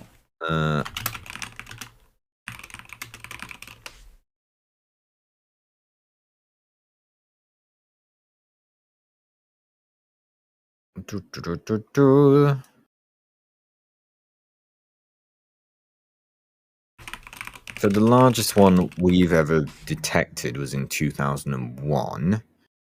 Didn't come towards Earth. Yeah, it wasn't pointed towards Earth, I guess. How much power did it have?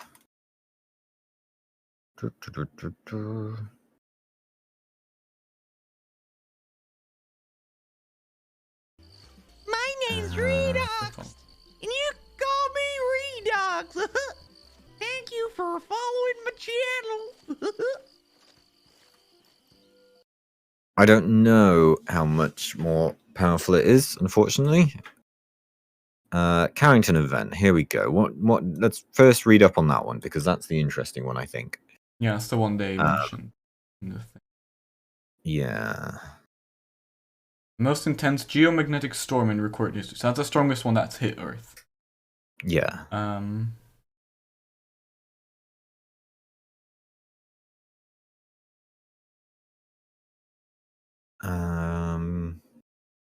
And to answer your next question, what I'm reading here on Wikipedia, created instantly lost.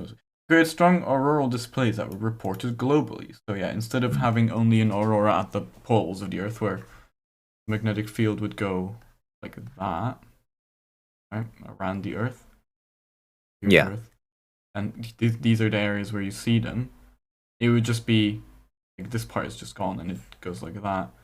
And it's just all over the fucking globe. There's auroras.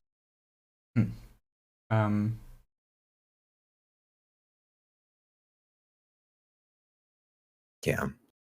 Can't find much for the class of it. Like, I can't even find the class for the bloody Carrington event. Was it? Nope, that's not telling me. Yeah, I don't really know what the class is. It's not a fair class. I don't know where you got that from. They do exist as a thing. Blah blah blah. The biggest flares are known as X class, based on a classification system. Blah blah blah. Okay. Similar to the Richter scale, each letter represents a 10-fold increase in energy. So an X is 10 times an M and 100 times a C. Going from, so it goes A, B, C, M, X, which is an interesting scale. It just skips a bunch of letters. Okay, so X is just the larger, and if it's more than that, 1, 2, skip a few, okay. MX. X is the last letter, but there are flares that can go higher, more than 10 times power of an X. So, oh, I see. Right. So within each letter, so solar flare classifications go A, B, C, M, X. Within each of those, there are numbers that are assigned for them. So you can have an A1, an A2, an A3, and each of those are going higher and higher, following this logarithmic scale. So I see. Oh, it's logarithmic. It's not. Yeah, A is at Yeah. this point. Well, of course it is, and then B is 10 times an A. And these 1, 2, 3, 4, 5, 6, 7, 8, 9, 10s, well, 9 for A follow that gap, and then you have B, and then you'll have B 1, 2, 3, and then C being 10 times higher than B. In the same way that for earthquakes, for instance, you would have 7.1, for instance, and then 7.2, even though that's logarithmic, with 8 being 10 times stronger than a 7. So it's the same thing as that. If you treat it like that, it will probably make a bit more sense. Only, unfortunately, you have A through X as your letters. And then you can have higher than X9, which is so I now have a value for that 2003 one, which came out as X28, for instance. How much powered that is? Difficult to say, because I can't tell you off the top of my head how that scale would be. If you treat it as X30, then that would be 1,000 times stronger than an X, presumably. I'm presuming it follows that same scale. So, yeah. So it's somewhere between 1,000 and 100, probably around, I'm going to say 800 times stronger, roughly. Thanks, Corey. Thanks. Should agree with Baldy Guy. That's my The name. guy has now. a name. To be fair, it's not in the title or anywhere. So can I add that to my notable reviews section? I agree with the Baldy Guy. Yeah, I guess. I think that. Yeah, I think you should put it in your reviews. It can join. I think glad you Possible are. is just not doing timers today. Does this work? Oh yeah, there you go. You can go watch Wheat as well. Wheat is also streaming this. Bam. Basically the same thing on his screen. Yep, it's near identical. Only I'm in sync and Redox is out of sync. That's fine. No one notices that you're not in sync. I don't know why. Yeah, I noticed you were fucking with it. I don't know why it's not working, but it seems like Possible is just not doing timers today. Whatever. So in answer to this particular question, was there been one that was higher than an X class? No, because it stops at X, but yes, in that you can get stronger than an X1. So it follows that logarithmic scale, X1, X2, X3, X4. So, and that can go up to, well, unlimited values. Yeah, you can just keep counting, but it's just... Yeah. Because, yeah, like I said, X28. The chance of them happening is very low. But the first letter will be X. So, in that regard, you're stuck at X. There you go. That was an interesting one. That was a good one to do. Very good, very good. What was the Carrington event class is what I want to know. Carrington event classification. The problem is I don't think I imagine we probably don't have a value for this because it was before we could start detecting it. Yeah, from the analysis, yeah, all I've got is from the analysis they determined that it couldn't have been less than X15. And more likely, let me find that passage in here. More likely was roughly X42 is what they have got in this particular study. Very strong. Yeah. That is very strong. We knew it was very strong, but Halloween solar storm. 3. Yeah. That is from, for those interested, the 1859 Space Weather Event Revisited Limits of Extreme Activities study in the SWSC journal. There you go. Oh yeah, I'll give a link to it. Why not? Just in case anyone has some reading they want to do. Model the strongest X45. This was in 2003. 2003. I had that as X29, 28 even. Oh, whatever Chef sent. I'm looking at. On Earth, Oh, I see. I must have seen Satellite-based it. systems and communications were affected. Aircraft were advised to avoid high altitudes near polar regions, and a 1-hour-long power outage occurred in Sweden as a result of the solar activity. Aurorae were observed at latitudes as far south as Texas and the Mediterranean countries of Europe. Golf transformers in South Africa were disabled and had to be replaced despite the country's low geomagnetic. How old is the source I used when I read that it was X28 before? How long did it take them to update it to X45? Yeah, initially estimated at X28 due to saturation of GOES. But it was modeled as strong as 45. Yeah. Could a solar flare destroy Earth? Sorry, I was reading questions that are regularly asked. There was one that I read not long ago that I found very funny. I can't remember what it was, and it's completely unrelated. So that's the end of that story. No, go on, say it. We're done with this question anyway. Because I don't remember what it was. No, we're done with this question anyway. We're done with it. Come on. Tell us this great anecdote, Wheat. It's gone. I don't know what it was. There was just a question that appeared in not in my, but in the Google or similar questions or regularly asked questions for a topic that you search, and there was just one in there that was very funny, and I can't remember what it said. Shame. Got to change. Well, as is tradition, we have a few more.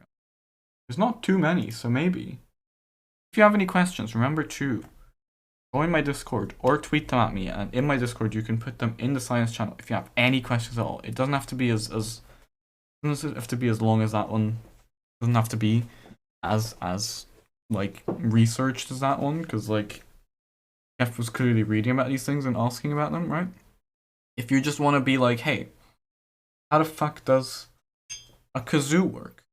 Please explain. That works. You can ask that. Oh, please don't ask that. Yeah, please do not ask specifically that. But everything else is perfectly fine. Yeah, please do. There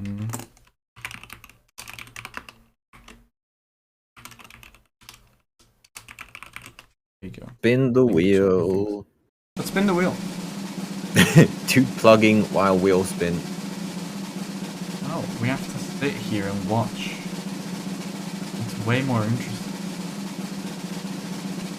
Ooh. DNA data. This is a searchy one. This is a Google one because I don't like. Not something we'll just know. No. Because I think the question is.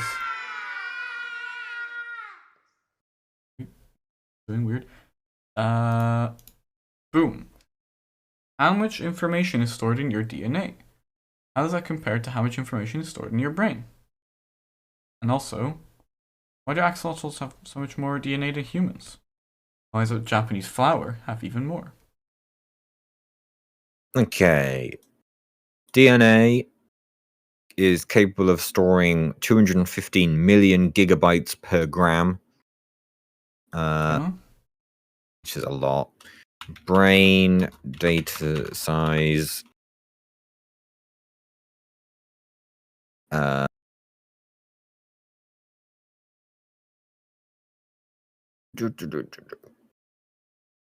Is actually roughly 1 million gigabytes, so substantially smaller than DNA. Interesting. That's actually interesting. There's more information in DNA than there's in just your brain. Well, no, that's memory capacity, it seems. Oh. Which I'm not sure exactly how that's being dealt with. Yeah. Well, yeah. There's also DNA in your brain. No, that's a completely out of context quote that Google's given me as the answer. The sentence preceding that, which wasn't included in the immediate result, was if each neuron could only store a single memory, running out of space would be a problem. The Hang on. Well, so Yeah. let me continue reading. You might have only a few gigabytes of storage space, similar to the space in an iPod or a USB flash drive. Yet neurons combine so that each one helps with many memories at a time, exponentially increasing the brain's memory storage capacity to something closer around 1,000,000 gigabytes. For comparison, if your brain worked like a digital video recorder in a television, 2.5 petabytes would be enough to hold 3 million hours of TV shows. Surely that depends on the quality of the TV show. Everyone, Scientific American, I'm never using it as a source ever again. This is shit. Let's find a new one. No genetic questions aside for potential over, I guess. Yeah, but this isn't. Yeah, this isn't a genetics question. This is more of a information question. How much data stored in DNA? The D for DNA stands for data. Not true. Not true at all. Like, they're never going to be able to store the entirety of Succession. Now streaming. Shut the fuck up, boys. You're fucking Succession. Why don't you go watch Pretty Little Liars instead?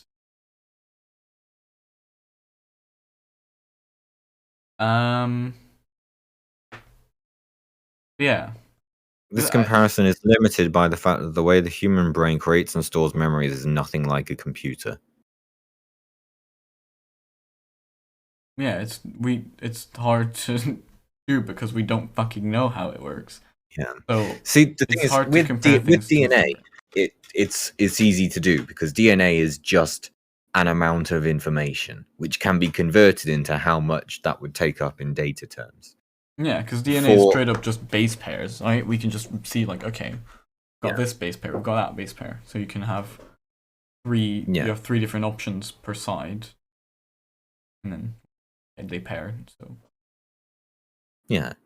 The issue with the brain is that what do you consider like we don't know how memories work, so how what do you consider as data for a brain? Like you could take, so for instance, if you added the amount of data to first construct a brain, that is then different to how much is being remembered in your brain, and we can't measure how much you're remembering, and that also is different per person. Well, not necessarily different amount of how much memory you would get, but if you're trying to study it per person, how do you extract all memories that any person ever has? That people don't know what they know often. I don't know what I know. Just turns out I do sometimes, and other times turns out I don't. And sometimes I think I do, but I don't, which is why this is called uncertainly accurate. Oftentimes. Yeah. True.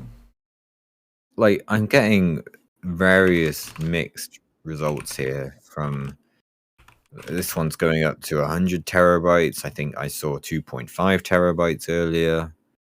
It's all over the place. Like there is some this one's going up to 2.5 petabytes, I should say, actually. It's all over the place. The scientific study shows that our brain absorbs 30 gigabytes of information a day, which is interesting because that's less than I use in internet. Sometimes, not frequently. So yeah, it's all over the place. 2016, an article here saying although it's from the Independent, so any kind of newspaper doing anything to do with science is a bit iffy. So this one's saying human brains can hold 10 times more information than thought, but how reliable that is, I don't know, because like I said, newspapers doing science, fuck off. They're awful at it. A whole mouse brain is about 31 terabytes of imaging data. How was that studied? Who knows? No one fucking knows. No one knows, okay? No one knows. Yeah. Yeah, it's hard to compare with brains. There you go. After this, why do axolotls have so much more humans? I can't read. There's more DNA than humans. Why do I axolotls looked look this so up. much more human? And apparently they have a long genome, a large genome, but it's not. Generally, as a group, salamanders have larger genomes than other amphibians, but it doesn't appear the axolotl has more genes than other vertebrates. Is according to Smith et al. 2009. This is just what this random website I found is saying. It's likely that the genome is largely because of repetitive DNA content. Function of repetitive DNA content in the axolotl genome is unknown. So, yeah, it's just there's just a bunch of repetitive DNA instead of that it's longer. Why do certain things have just more DNA? I have no idea. That is more of a question we can probably ask Overlight at some point if we get her on. Sure. So maybe I won't delete this one. Maybe I'll put it into the thing, but because like the second question is a bit more specifically about genetics.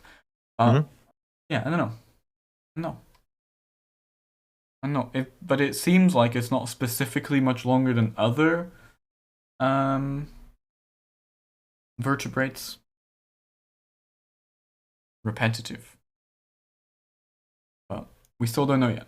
And when I googled axolotl DNA, there's a lot of things about how it might be useful for us if we complete its genome, if we know it all. It might be useful for healing things. The secret of regenerating tissues, things like that. Is what Smithsonian Magazine. Nice. We love this. Always on the look. Yeah, I'm gonna put this one into the folder. Delete it for now. Yeah. Wrong thing. Here we go. There's 4 more questions. Well, I say 4 more questions. There's a wise and a quickfire on there. There's 2 more questions, and there's also a wise questions and a quickfire question. We'll see what we get. I think we can get through all of these today. Is it gonna be quickfire? No, it's not. It seems to be carbon life. Carbon life. Carbon life. Which is an interesting long chef question. No. Why do scientists assert that life has to be carbon based? Sweet. Because it's all we know. I think that is I think that is the basic answer. We don't. It's just all the life that we've ever seen, all the life that we know is carbon based. Because all life on Earth is carbon based. But who knows, maybe there's something else out there. We don't know. There are not many other elements that appear to be promising candidates for supporting biological systems and processes as fundamentally as carbon does. For example, processes like such as metabolism. Right? The most frequently suggested alternative is silicon. Silicon shares a group in the periodic table with carbon, can also form 4 valence bonds, and also bonds to itself readily, though generally in the form of crystal lattices rather than long chains. Despite these similarities, silicon is considerably more electropositive than carbon, and silicon compounds do not readily recombine into different permutations in a manner that would plausibly support lifelike processes. There you go. There you go. In general, carbon is all we've ever known. There's nothing really similar to carbon. The most similar is silicon. And that has properties that would hinder it in some way. That's why. What makes carbon so special? Oh yeah, it's a completely different question. Listen, okay. I just take things. I just skim them real quick. I don't read the entire thing. Sometimes I don't realize that there's multiple questions. It's fine. It's also about carbon. Anyway, make carbon so special, it's got 4 valence valence. You can make 4 valence bonds and bonds to itself readily and also in a line. Carbon. What we just said. Yeah, I said those things. Also, carbon can form more compounds than any other element. That is also very well. It's known that there's 10 million known compounds involving carbon described, and yet that is a fraction of what is actually known to be possible for it. It's just some of them don't occur very much. It's abundant. There's a lot of it. It can bond with a lot of things, including forming polymers at temperatures commonly encountered on Earth, making it able to serve commonly for it. So, yeah, the basis for it then is to extend it further, is that we know that we presume that for life to exist, you need liquid water. Whenever we look for potentially hospitable planets containing life in astronomy, it's looking at things in the so-called Goldilocks zone around a star, which is where you will have a temperature range which would be between, I don't know, which would be plausible for allowing liquid water to exist on the surface. That's it. Like, I would hesitate to say between 0 and 100, but that's the range where liquid water exists on the surface, because you could go beyond that in either direction and still potentially have it. I wouldn't say go above it too much, but potentially it's something that could be looked at. The issue is that if you combine that temperature range with that need for it to be carbon, you then have carbon acting well and forming molecules well at those temperatures as well, which is also where you have water. Combine those, and now you're looking at a very small subset of planets where you're going to have potentially life as we know it. That's the important thing to remember throughout this. The as we know it point is very important. However, theoretically, looking for other things is kind of difficult. Yeah, because if we have no idea what it would look like, it's hard to look for it, right? Yeah. If someone tells you, "Can you give me the thing over there?" but you have no idea what that thing is, how are you going to find it? It's actually kind of related to what I did in my dissertation, where we were looking at. So I looked at hydrocarbons in that, and as I said, it wasn't something that was going into it, but when I was looking at them, they were often described as the building blocks of life. Reason being, because complex chains, hydrocarbons as they are what we know is being used to like form things which life goes around. Basically, if they're there, chances are you've got complex molecules forming. Therefore, you can have complex organisms forming. So they're important for that. And carbon is really the only thing that will readily do that and also allow the changes. Silicon will make these chains as well, but they will have very different properties. Like, as it mentions, they have incredibly electrical conductiveness. That was a sentence. They're a lot more electrically conductive. Blimey, that's a difficult one. And they're also a lot less susceptible to change. And change is important if you're developing life. You need them to be able to change. So yeah, carbon is just ideal in those ways. You can make a lot of stuff from it. Stable.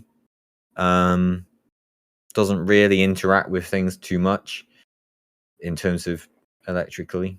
And chemically is just nice, lots of bonds, lots of different ones. Go all over the place with it. Do stuff with carbon. That's why. It just seems neat. I just think it's neat. I just think it's neat. There you go. We answered that question as well. Is it possible for any sort of life to lack the possibility of evolving? This is kind of different, but interesting. No. It's not possible. The thing is, the only way this wouldn't work is by cloning, right? But even through the way we know of cloning, which is you take a copy of someone's original cell and you let that grow, right? Whatever. That, like, you might have the exact yeah, they're all separate questions. It's fine. The thing is, Chef, you need to leave more time between them so that they're not in one thing. I can't tell if they're a separate question or not. I just assume these long questions are all one question. You know? Also, I should read better, probably. Whatever. But this is also just interesting. Maybe I'll just take this part alone and put it in the genetics thing because it's kind of related. Yeah, sure. The thing is with how you it's impossible because the way cloning works, evolution can still happen, right? There's no way to completely copy something without it having any changes, being exactly the same in every single atom, because that's just not how the universe works. The universe will create any bit of chaos, and things will go differently every now and then, right? And that will just, like, that way, evolution will still happen. So, I know. I don't think there's any way to do that in any way. Have life. Yeah. You can see it, like, evolution doesn't happen intentionally. It's essentially birth defects that turn out to be beneficial. And so you can't have something that will always do it perfectly every time. Because it just doesn't happen. Because there's just too much that can happen. There's too many variables that change. We still have birth defects to now. Have any control over it. Yeah. Yeah. Do you want to do this third? Why not? We'll just do the third one as well. Okay. Why not? Even though it's not related at all. Live a little. Live a little. Would there be a material strong enough to handle gunpowder and tough enough to make a bullet out of that isn't also metallic? Like, say, a gun, or 3D printed gun, a wooden gun, or a 3D printed gun, whatever. Yes. Yeah. Plastic guns are a thing. You can literally 3D print gun parts. They're just, like, specific parts that I think need to be metal, but most of it, I think. They defeated also, yeah. you once, and I shall can make do it wooden again. guns. No, Magneto. I let you win before, in order to learn your plan, to trap you. But now the victory belongs to the Fantastic Four. Fool! Have you forgotten my invincible magnetic power? No mere weapon can stop me. With but a gesture, I can destroy it. I'll turn it against you. Behold! I'll make it leap from your hand and make you its target. Now! Not this time, We've watched Magneto. this before. This time I'm fighting for real. Yeah. Impossible! It cannot be! Nothing can defy my magnetic power! The Fantastic Four can. You're finished, Magneto. Surrender. You have no other choice. We're finished, Magneto. Just spent some time synchronizing my video to the one I'm displaying on stream from you. My audio is now in sync. Right. Magnetism! It was my greatest weapon, and without it, I am lost. It's over, Magneto. You haven't a chance.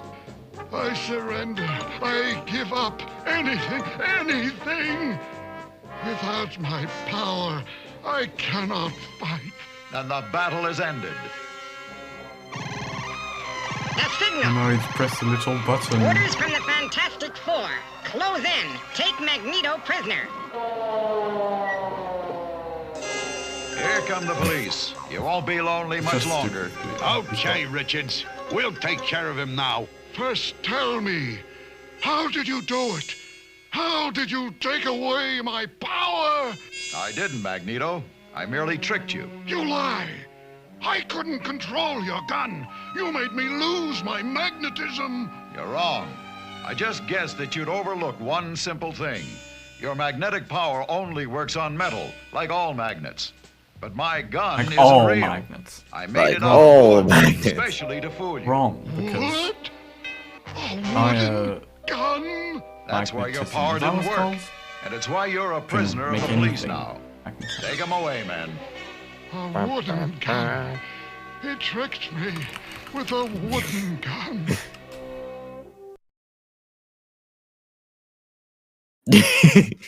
There you go. Be tricked I just with a love the wooden comments. gun. The comments on this video, I just love them. It's like Magneto's big brain. Richards must have asked these cops to come in wooden cars too. I dare not Yeah, fall right. for it Like again. none of the other things. Like there's so much metal around that he can use as soon as he knows, but no. I dare not fall for it again. But yeah, it's literally not even true because things like this. Look at this floating strawberry. That's not metal. That ain't no metal, but it is. It is being magnetized. So, jokes on you. Jokes on you, Anyway, Mr. Incredible, or whatever his name is. What's his name? To answer the question, yes, you just need Fantastic. anything hard enough. You can make a gun out of diamond. Probably Yeah, don't it want just to, needs though. to have. Yeah, it just needs to be able to take the impact. I'm Yeah. sure there's woods that Well, are strong heat enough that can resistance do it. would be good as well. Sorry? Heat resistance would be good as well. Yeah. Yeah, just coat it in a nice. In And something you'd that's probably heat resistant. want something that's not too brittle as well, because metal is bendable, for instance. Makes it good for stuff. Well, it depends so- which metal is it. But yeah, Well, it depends on. Yeah, there's a bunch of things you can use that would just work. That's perfectly fine. There you go. Also, is the bullet he uses not also made of metal? Is the bullet he uses made of wood? what in that video? He doesn't Yeah. shoot a bullet. Well, yeah. So okay, but surely, even though it's a wooden gun, does he not? Is it just not loaded either? Is it just a fake? Oh, I toy think gun? it's just a fake. Yeah. I see. Okay, that makes sense. Because I think the bullets will still be. Well, Made a of bullet you metal. just need. You wouldn't necessarily need it to be made of metal. You could. Well, yeah, you can have once again anything, but yeah. yeah, that is more more. It needs to be stronger than just the most of the casing of the gun. The most of the casing of the gun isn't taking any impact from the gunpowder, Mhm. but the bullet itself is. So you need to make sure the bullet is strong enough. Yeah. Yeah, I guess you can make bullets out of a bunch of things. Yeah. Yeah, I don't see why not actually. But yeah, Magneto's stupid, and a wooden gun could exist. You just need to find a strong enough wood that isn't gonna start to set itself on fire. Although I think that's fine. As soon if it explodes, I don't think the wood's gonna burn from that explosion No. because No. there's It would be a few. At least, well, at least a few. A lot. yeah. There you go. There you go. Mhm.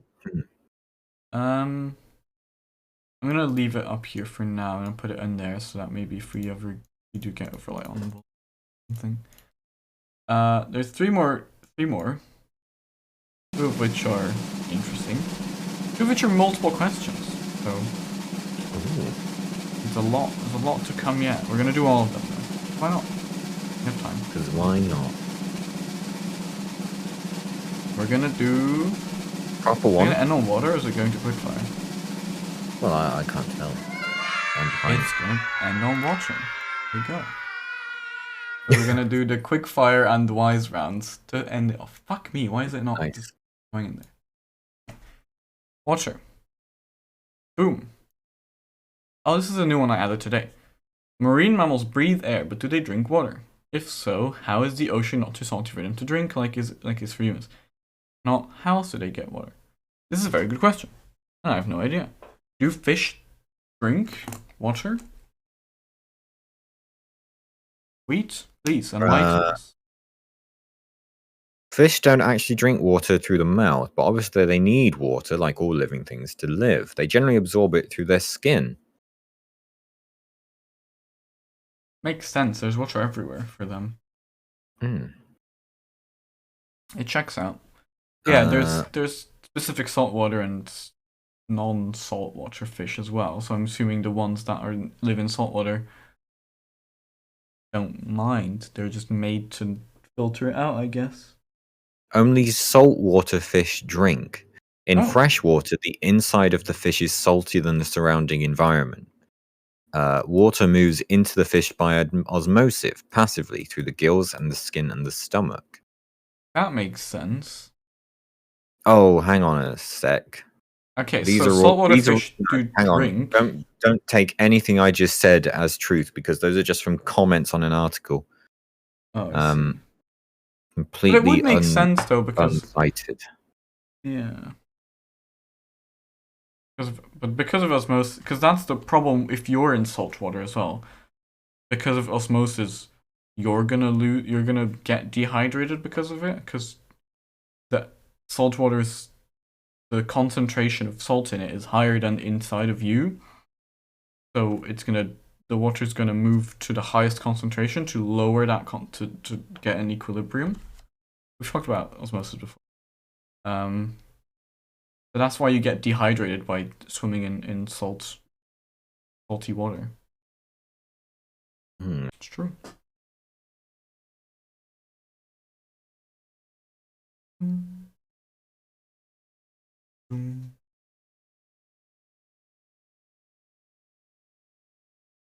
Yeah, difficult to find stuff on that, but generally, fish do drink, and it depends where they are and where they were made to live. It's why fish they can't live, like saltwater fish and freshwater fish can't live in the alternative environments in a lot of cases.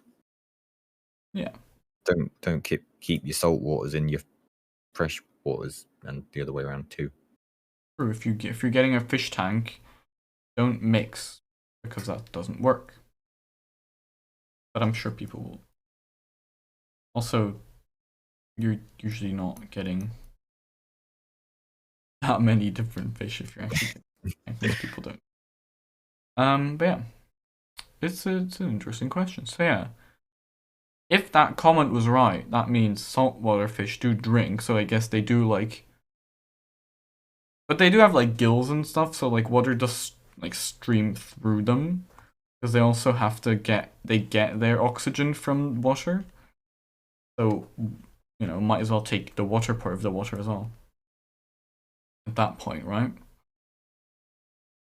Freshwater fish take up water passively, like a sponge.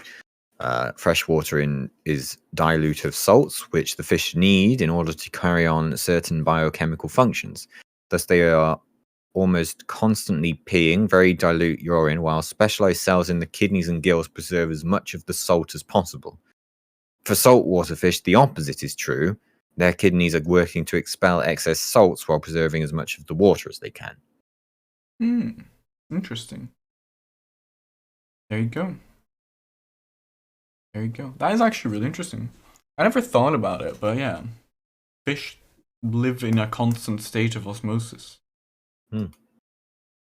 Interesting. Boom. These last ones. Is it going to be wise or quickfire? Get ready, boys. Right now. Get ready, boys and girls. We've got some good ones coming up. There are some good ones. They're very good. They're all great. I'm ready. Are you ready? Okay. Quickfire. Need some pipe music for the quickfire.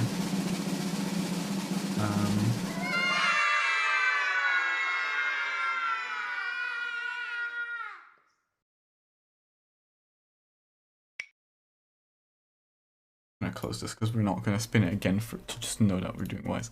Okay. Get hyper. Boom. What's it called? You shouldn't refer to redox like that. It's called Pennywise. Thank you very much. Why does the light in my salt lamp keep breaking? Stop hitting it. True. Why do the birds knock on the roofing in front of my window in the morning, but only in the early morning? Oh, that's when birds wake up. I had the same problem all of my childhood life. I had birds living in the rafters above my bedroom window. They would always wake me up if it was a hot evening and I had to sleep with the window opening. If I had the window open, I knew I wasn't sleeping a full night. That's just the way it is when you're living in the first world. It's like, do I go to sleep and not be able to sleep because it's too hot? Or do I go to sleep and have to wake up early because the birds are going to wake me up in the morning? Such is life. Such is life. It's true. That answer was longer than usual because Yeah, it that was quite a for my long mum. answer. Your mum's still here? Who knows? Who knows? Good. Right, we're gonna continue with the wise questions as well. Quickfire. Hi. Do you let people from chat join? In this? Yeah. Yes. You know how do the people in chat join we? They ask questions, either here or in the Discord or by tweeting them to you. Not to me. I don't pay attention to this shit. I just turn up. Great. Incredible. If they do want to Do ask a that. If question you have in any Discord, questions, I'll ask copy them it right over. And that'll be it. now.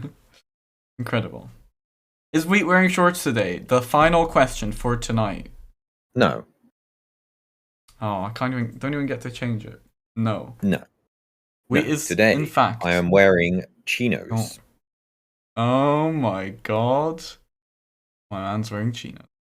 Because I am in style today. I'm wearing an oversized blue jumper with the usual standard beige chinos, which I wear with blue trainers, which match the color of my jumper, really completing the contrast to the outfit.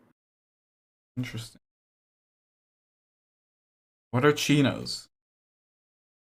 You'll find out next time on Uncertainly Accurate. Ask in the science questions channel, Jeff. No, you said they could ask here as well, so we need to answer. Oh, okay. What are chinos? They're like just beige I don't actually know how to pants. describe it. They're like, well, no, not necessarily beige, because they can be any color. Like I have some blue ones as well. Wise lied to me. I said it was beige. No. They just tend to be beige. I mean, the ones I'm wearing are beige, but they don't have to be. These are chinos, according to Google. Yeah, like standard trousers, effectively, not jeans and not smart ones either. The other kind. Anything the that third isn't kind. jeans. Anything that isn't jeans are chinos. Yeah. If they're not like suit pants. Mm. There you go. There you go. Khakis. I guess, but khakis are like Khakis specific color, isn't it? It's like I guess khakis are chinos. I guess it's the same. Sure.